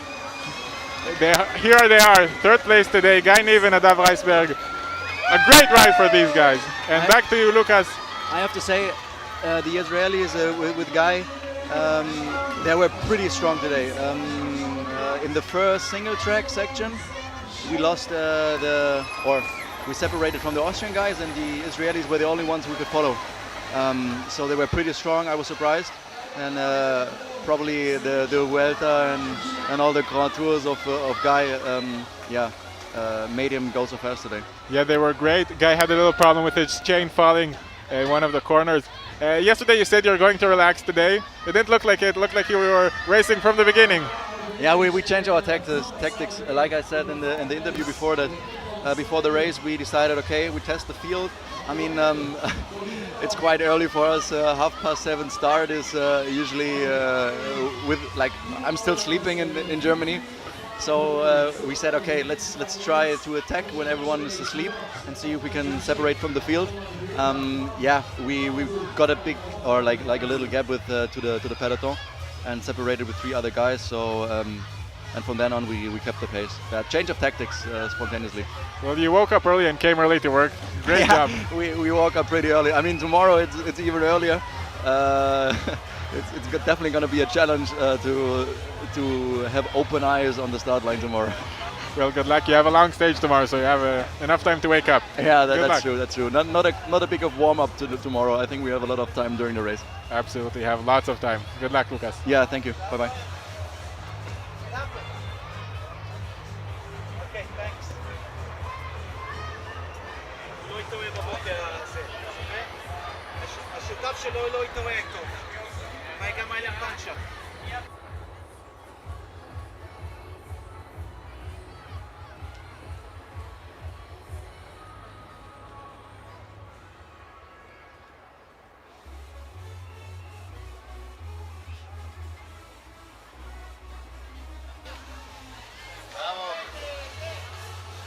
We're just going to be joined by Gregor Ragel You had a good race today. Started off not so good. How was the race today?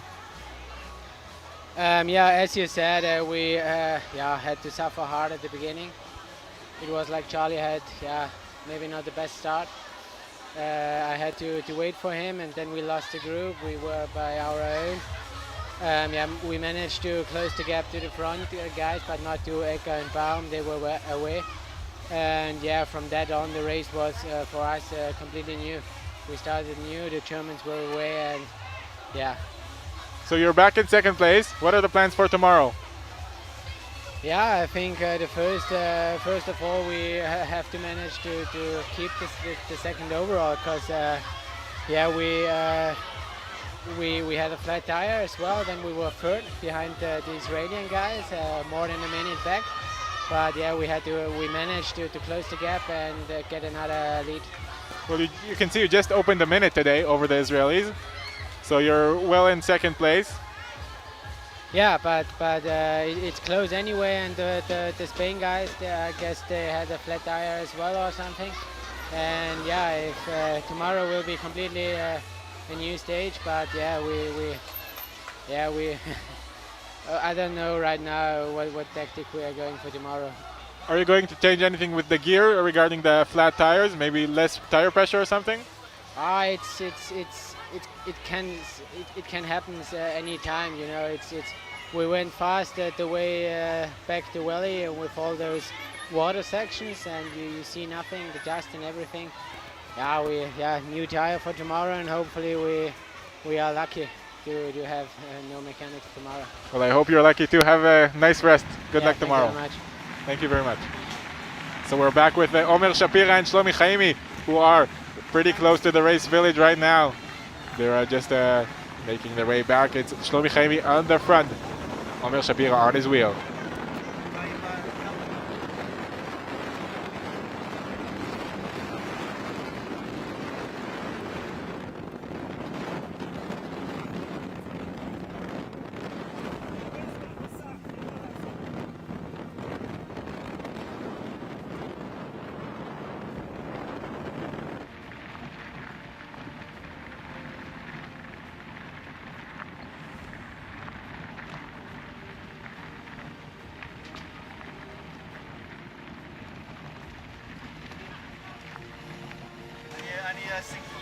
We just solved another mystery here about about Aviv Yechezkel, our e-bike cameraman. He had a technical issue as well as the other riders. The e-bike riders are not prone for issues, so they can also have their problems. And he later on got back to the other Israeli riders. We can see again, Shlomi Chaimi and Omer Shapira are on their way back to the race village, having another great ride today. They're going to stay first in the mixed category.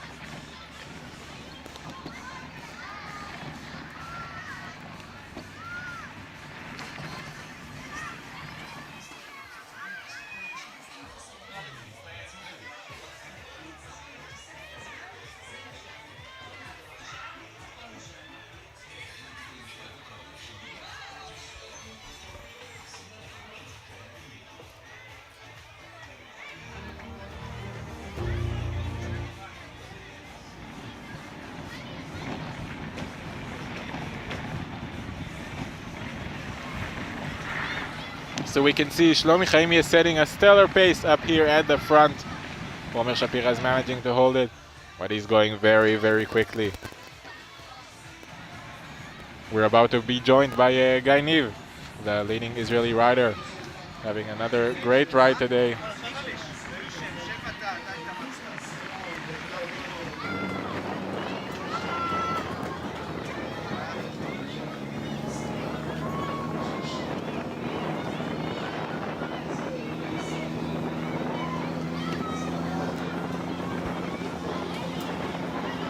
Can you hold it for me? Well, Guy, how was the ride today? Really, really tough, really tough. We had some issues, mechanical issues with my derailleur. I had no gears in the steep sections. That's what made us the first gap to close.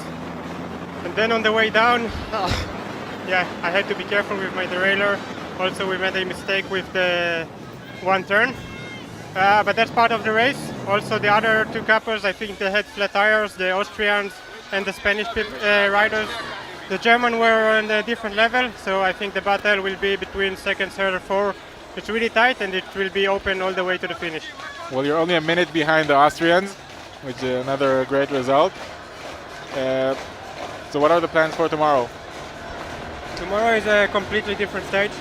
It's much longer, less climbing, which is less suits for me. Will be interesting. I think it will be more tactical battle. We will need to be smart. We will need to be careful. And we will need to have some luck. Less mistakes than today. It's gonna be hard, really hard. Well, good luck tomorrow, Guy. Thank you very much. Thanks, Guy. Go and recover.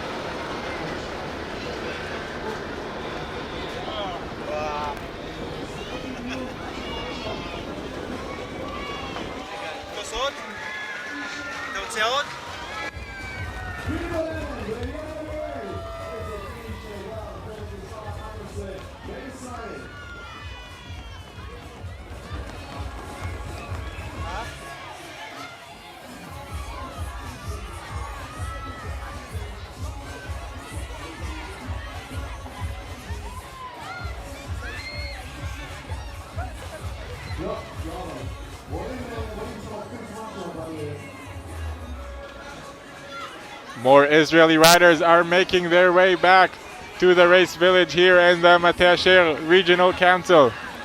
We already had our winners, George Egger, Lucas Baum. Second came Karl Mark and Gregor Ragel, and third came Guy Neve and Nadav Reisberg. Now we can see Yuval Friedman and Noam Strashnov. It will be interesting to see if they're in front or behind Angelo Di Veroli and Chaim Dahan.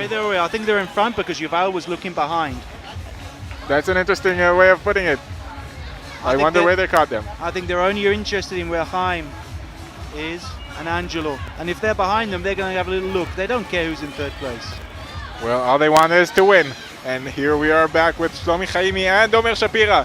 We're getting closer and closer to the race village here in the regional council of Mate Asher.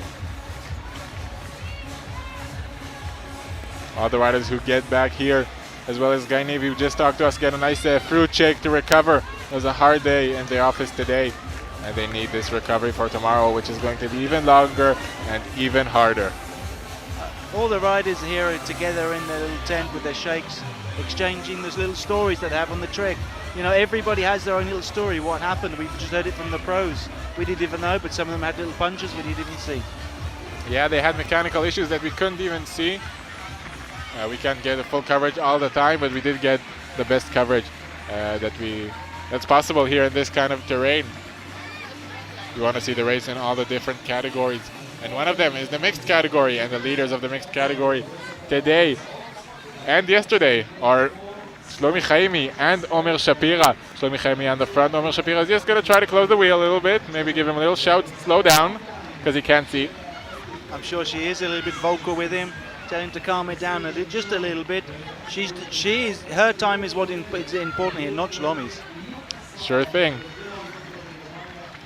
I think you need to have probably a little talk before a race like that, especially when you're riding in the mixed category, to try and figure out how you will communicate, how you'll know when to slow down. I think also she's going to have a little word with him to tell him to stop sprinting out of the corners. It looks like she's not enjoying it. I mean, you can always improve for tomorrow. It's just tomorrow, and you need to improve it, like Guy said. Hopefully tomorrow's going to be a little bit better. You learn your mistakes today. Although he was worried from the less climbs of tomorrow. These are the Czech duo. They don't look like they're all not so out much now. in a hurry, no. They know they're not the winners. And you can see one's on a hardtail and one's on a full suspension bike there. But they are going to be in the top 10. They're still top riders. They are top riders, and they're going to be at the top of this Bara Epic Israel Stage 1.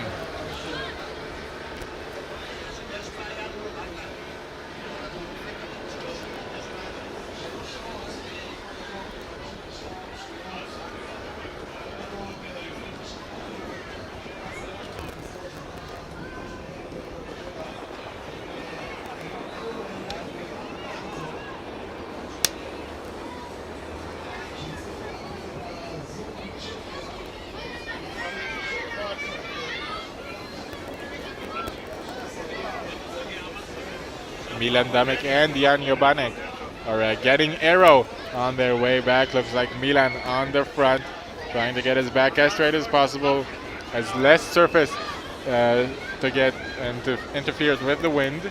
And Jan is just sitting on his wheel as close as possible to get the best draft. You can see on the bottom left of your screen the podium of the day. On the left you can see Lukas Baum, and then you can see the Austrian duo Gregor Ragel, Karl Mark, George Egger, Nadav Reisberg and Guy Neve all recovering from today's race. We're back with the Masters. This is Noam Strashnov and Yuval Friedman. And you noticed he looked back again. I mean, he's checking if someone's coming up to them. Looks like a number 10, Lahav Davidson and Eilon Cohen, the Israel Startup Nation riders.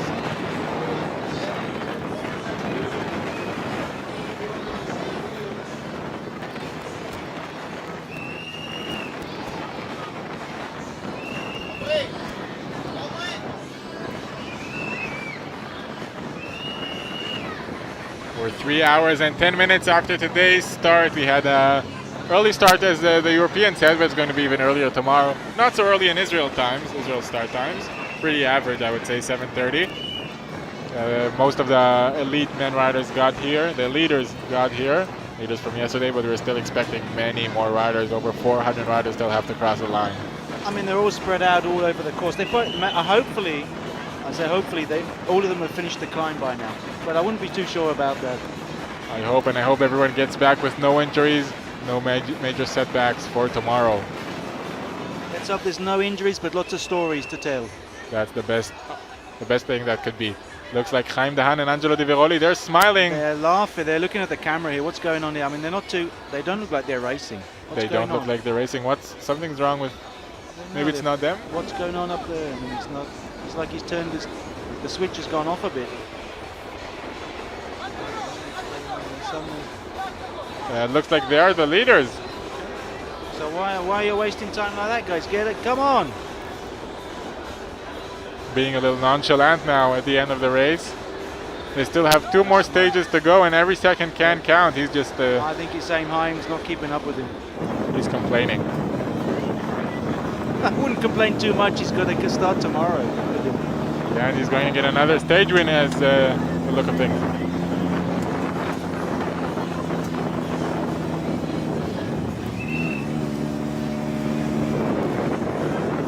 Back with Lahav Davidson and Eilon Cohen, the riders of the Israel Startup Nation.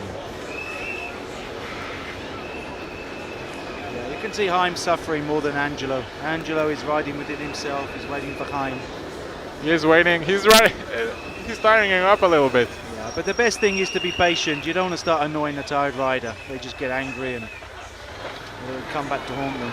Looks like they're 2 kilometers from the end of this stage. These are again Lahav Davidson and Eilon Cohen.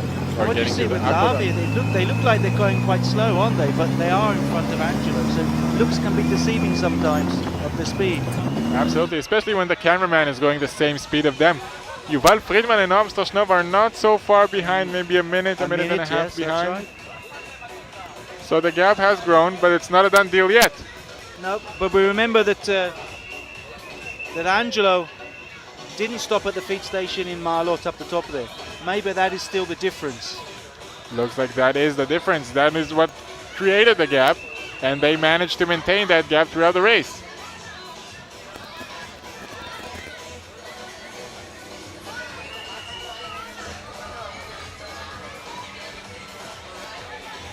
You may be able to hear the atmosphere in the race village. The music is back up. The DJ is back in his place.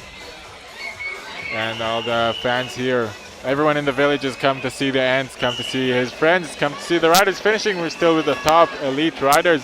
You can't see it now, but we have Eilon Cohen and Lahav Davidson. Here they are finishing. A good finish for them. A top 10 finish for Lahav Cohen and Eilon Davidson from Israel's Startup Nation. Now I think the finish is going to come through quick and fast now. It's going to be maybe 2 hours of finishes coming through. And here we can see Shlomi Chaimi and Omer Shapira making it back to Yuval Friedman and Noam Strashnov. Looks like maybe they were the guys who were chasing them. Now we've got 2 cameras on the riders. All the cameramen are busy here with this group. Maybe not sure why they're all here together.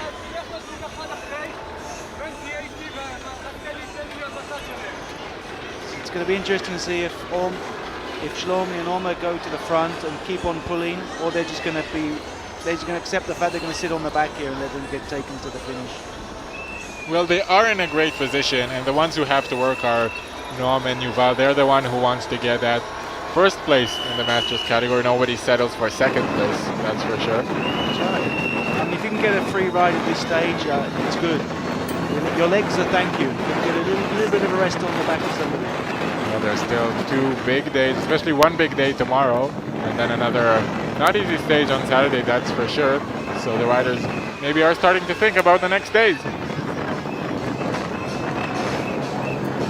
As Milan Damek and Jan Jobanek are making their way through those fields over here.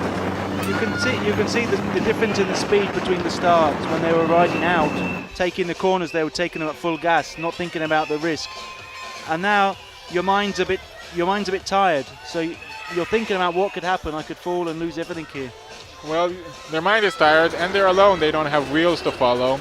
In the beginning of the race, keeping the high pace was important in order to stay with the front group. Now there is no front group. They know it's gone, and they just want to get back home safe, and they are going to do it any minute now.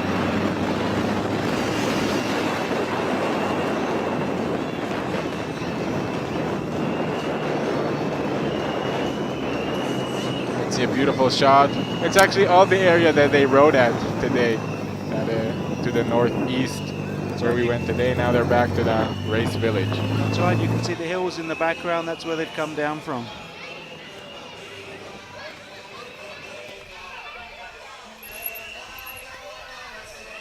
Some more Israel Startup Nation. Looked like Yuval Tzachor and Oded Kugut.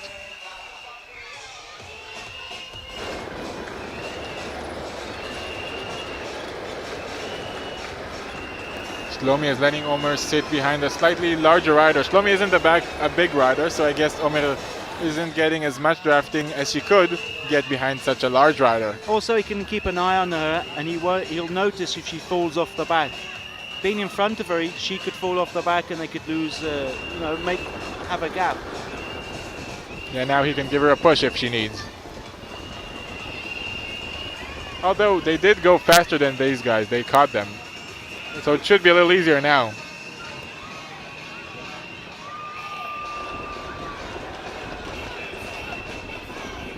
Shlomi seems like he's enjoying the whole situation of resting now.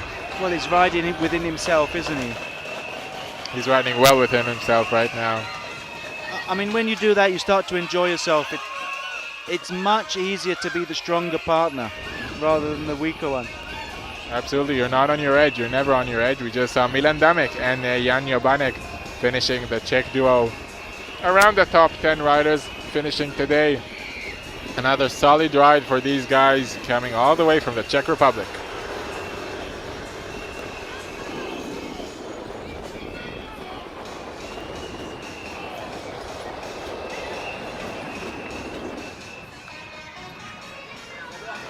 Actually, if I'm not mistaken, Yuval Friedman, who we just saw, is the brother of an Israeli medalist, Gal Friedman. That's right, he was a windsurfer. He was the windsurfer who won the first gold medal for Israel back in Athens in 2004. And he's actually, after he finished his windsurfing career, he turned himself into a mountain bike. I can remember him riding for Tel Aviv Cycling Club. Wow, didn't know that. Here, Rotem Gafinovich is holding to the pocket of Omer Lahav. They seem to be behind the... I don't think she's pulling. I think she's pushing him, isn't she? Well, I'm only joking, maybe not. It's good for the camera for the lady to push the man up the hill. Come on. Yeah, it's a good shot. She is the professional rider for longer years now. I'm not going to ask him if she was pushing him later on. Well, I'm not sure she'll know what you're talking about. The riders are just preparing for the podium. The same podium. Look, Omer and Shlomi have decided to leave Yuval and Gal behind. It's not worth them waiting. And the attack is done in an interesting way. Shlomi is just pushing Omer through that attack, and they're just not holding the wheel. They're not even trying. If you're going to attack, you have to make a gap. There's no point attacking and then not making the gap. You just look silly. They catch up with you, and it's just a waste of energy. And that's how they made that gap. And you can't see it now, but Angelo Di Veroli and Chaim Dahan are about to get another stage win here. That's it. I think we're going to have happy faces here. We're going to have very happy faces. Strashnov and Friedman aren't far. They aren't far at all, sorry. They're maybe 30 seconds behind here, maybe. There we go, with a bit of a release of any energy here. They're very happy. That's a job well done, guys. Can't see it on your screen yet. You may be able to see it in a moment. So let's just look at the time. That was, what, 15 seconds? Noam Strashnov and Yuval Friedman are very close, so it's going to stay very tight in the Masters category. Here is Rotem Gafinovich and Omer Lahav. They're a little further back, so the gap in the mixed category is going to grow. As now you can see Chaim Dahan just getting a drink of water and trying to start his He's being recovery. led away. I think he's a bit tired. Well, he must be. Here are Noam Strashnov and Yuval Friedman, and while Here you they can come, see yeah, around the corner. We can see them from a distance. in the bottom left corner, you can see a perfect replica of yesterday's podium. We're about to see the winners of the mixed category. It's Omer and Shlomi leading in Yuval and Gal. Omer and Shlomi Chaimi may be breaking away to get the better looks at the end of the stage. Another great stage win for the Olympians. Yeah, the double Olympians. Here they Omer come through. Shapira and Shlomi Chaimi, another great stage win. And Yuval Friedman and Noam Strashnov coming in second in the Masters. A solid ride for them. Around a minute and 15 seconds behind Chaim Dahan and Angelo Veroli. Yep, so the old guys won today. The old guys won, but not by much. We're back to the podium. As I said, the exact same podium as we had yesterday. Second place here are Karl Markt and Gregor Ragel, and first place are Lukas Baum and George Egger. Third place are, of course, our Israeli riders Guy Niv and Nadav Reisberg.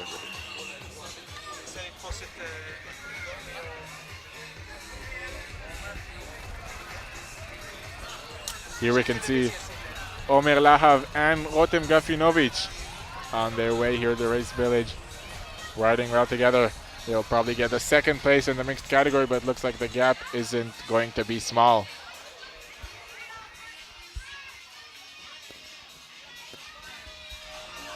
And the champagnes are open. And that's the end for the men's category. That's the podium for the men's category of stage 1 of Bara Epic Israel.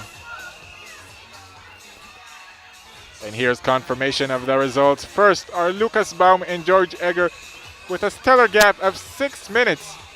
That's the overall results, of course. They have 6 minutes over Karl Markt and Gregor Ragel. Another minute behind are Reisberg, Nadav, and Guy Niv. So the fight for second and third place is still absolutely open. But first place is pretty safe unless they'll have big technical issues or some bad days.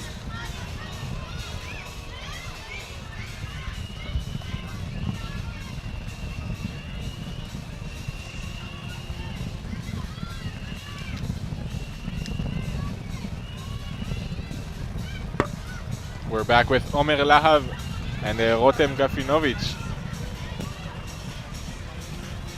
The second place of the mixed category are getting close to the race village. And we're going to be joined by Omer Shapira, the winner of the mixed category, part of the Olympian.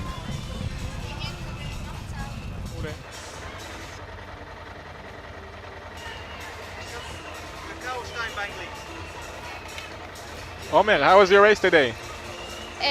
Fun, hard, but I think we did a great job. Shlomi was very strong and he guided me all along the way, so it was good cooperation, and that's it. And how's the difference now between after you rode your road bike for such a long time, doing all the road races, now coming back to mountain bike races? How does it feel? It's very hard actually. I'm not very sharp on the technical part and everything, but I just follow Shlomi wheels, and he does great job, so I trust him. So I feel comfortable. Well, it's a great wheel to follow. Have a nice recovery. Good luck tomorrow. Thank you so much.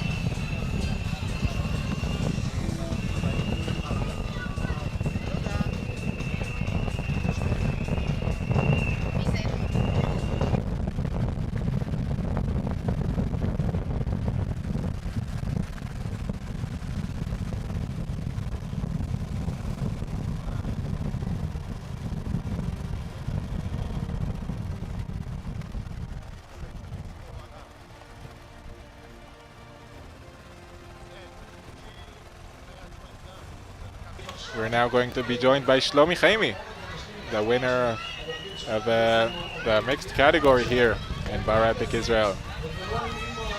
Shlomi, how was the race today? Oh, wow, I think we had an excellent day. I can call it a perfect day. It was a very smooth and steady performance. Omer, she has been just amazing. She did a great job. She's such a strong lady, and I'm very proud of her. It was a great ride from both of you. What was the tactic for today? What did you plan on doing? Well, you know, yesterday before we went to sleep, I say to Omi, we are in the first place after the prologue. We have a nice gap. We can stay chill, just sit on the wheels, and even if we open only another few seconds, it's enough. But you know, both of us are competitors, and at the moment that the gun is on and the race is on, so we just try to be as front as possible. And Omer was keep on fighting and pushing, and I think we were also in a perfect position. And yeah, as I said, I think it's a perfect day for us. Yeah, it was a great day for you. Thank you very much. You're just about to see your competitors, Rotem Gafinovich and Omer Lahav. You opened a huge gap today. I think it's good for the next day. So you think you're going to plan on resting, or you can't help yourself and you're going to attack again tomorrow? Well, as I said before, you know, at the beginning we planned, and then the race is on and everything changed. You know, I think both of us are very competitors, and it's in our DNA, and we always try to be as front as possible, and we always give our best. So yeah, I don't want to say anymore that there is a plan, because it will be a lie. Well, have fun in the next day. It was great seeing you racing. Thank you. Good luck. Thank you.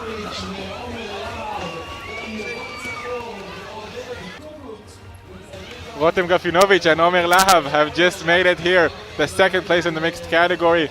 So the gap is big. Looks like they are pretty safe at second place, but it's a pretty big gap to Shlomi Chaimi and Omer Shapira. Well, they said they were planning on resting, Shlomi and Omer, but when the gun was shot, they couldn't help themselves. They just had to race. When you're a racer, it takes over. You can't stop yourself sometimes. Well, and they couldn't stop themselves, and actually, no one could have stopped them. They had a great race, another great race today for Shlomi Chaimi and Omer Shapira, finishing, I'm pretty sure, in the top 20 overall, which is an amazing feat.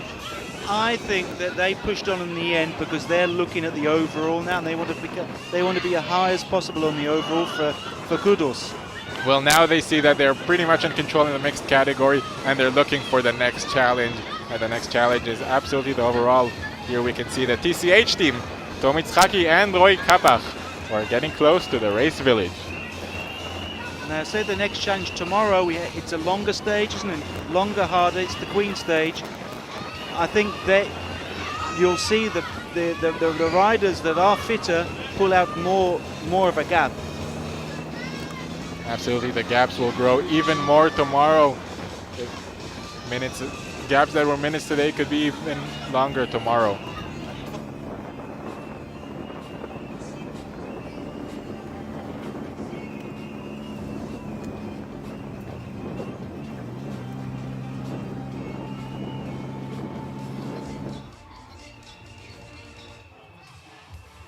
We're now hearing from second place, Rotem Gafinovich and Omer Lahav. Are we going to find out who was pushing who in the end there? You're invited to check.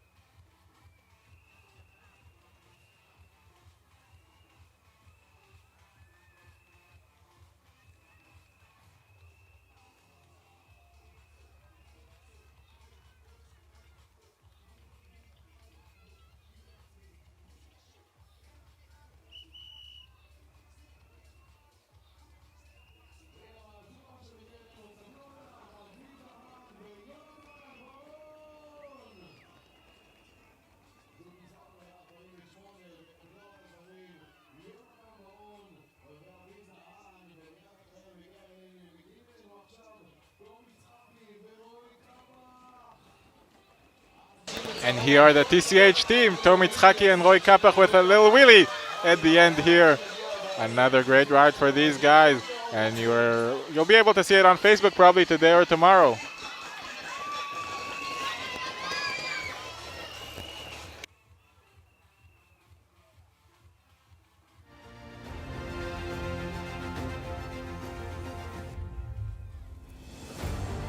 And here we have another look back at what we had today.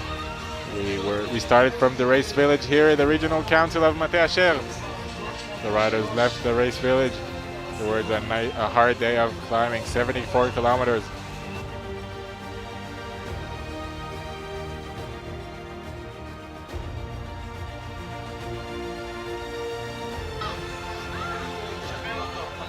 The race started with lots of dust on the farm roads as the pelotons started to form. The elite riders broke to the front, and the riders behind got stuck in those big traffic jams. We had passings on the roads in order not to cross the roads, and you can see those big traffic jams that we had today. Karl Marx had a problem at the beginning of the day. Gregor Ragel, his teammate that you can see now, had to wait for him. It wasn't really a problem. He didn't wake up in the morning, we were told. Exactly, and then we had the Germans attack and go up the front. No one could hold and stay with them. They were just too strong. Guy Niv and Nadav Reisberg also having some technical issues, and Shlomi Chaimi just having fun. I just asked Omer, and Omer didn't know he was doing that behind her, and she's not very happy with him. And now you told her. I think you got him in trouble. Listen, I like getting people in trouble. It's good fun. The riders went near the bananas and avocados and through the beautiful single tracks that JNF created, especially for this race. George Egger and Lucas Baum just worked and worked. They had great coordination together. Here are Chaim Daan and Angelo Di Viroli. Another great teamwork. You can see how you can help your couple out in a bad moment. I mean, we thought Guy was tired, but it wasn't. He was just in the wrong gear. He couldn't get in the low enough gear to go up the hill. And riding a climb in the wrong gear is one of the hardest things you can do. Shlomi Chaimi and Omer Shapira were just having fun. Well, Shlomi was having fun. Omer was suffering. You could hear it, but both of them were pretty much in control. They were happy to talk to us here and tell us they had a fun day. I think when you finish and you know you've got a gap on your competitors, everything is more fun than it was. Well, the gap that George Egger and Lucas Baum created just growed and growed until they got to the race village. 2 hours and 50 minutes after the start. It was 5 minutes later that the second place came. Karl Marx and Gregor Ragel. Now I know we finished the elite riders, but we're going to have another couple of hours of the amateurs, and the village here is going to come alive with more and more people all the time. Well, the village here is absolutely a great place. People will talk to each other, have fun, share some stories from today's race, share what happened to them, have a nice drink, have a nice smoothie for after the race. And recover for tomorrow. Put your feet up and wait for tomorrow.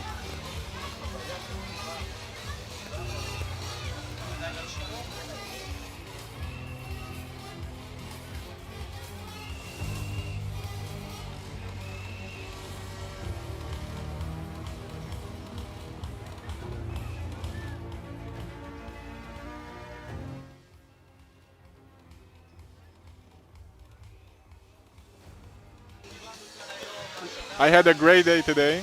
Thanks, Ori. I had fun too.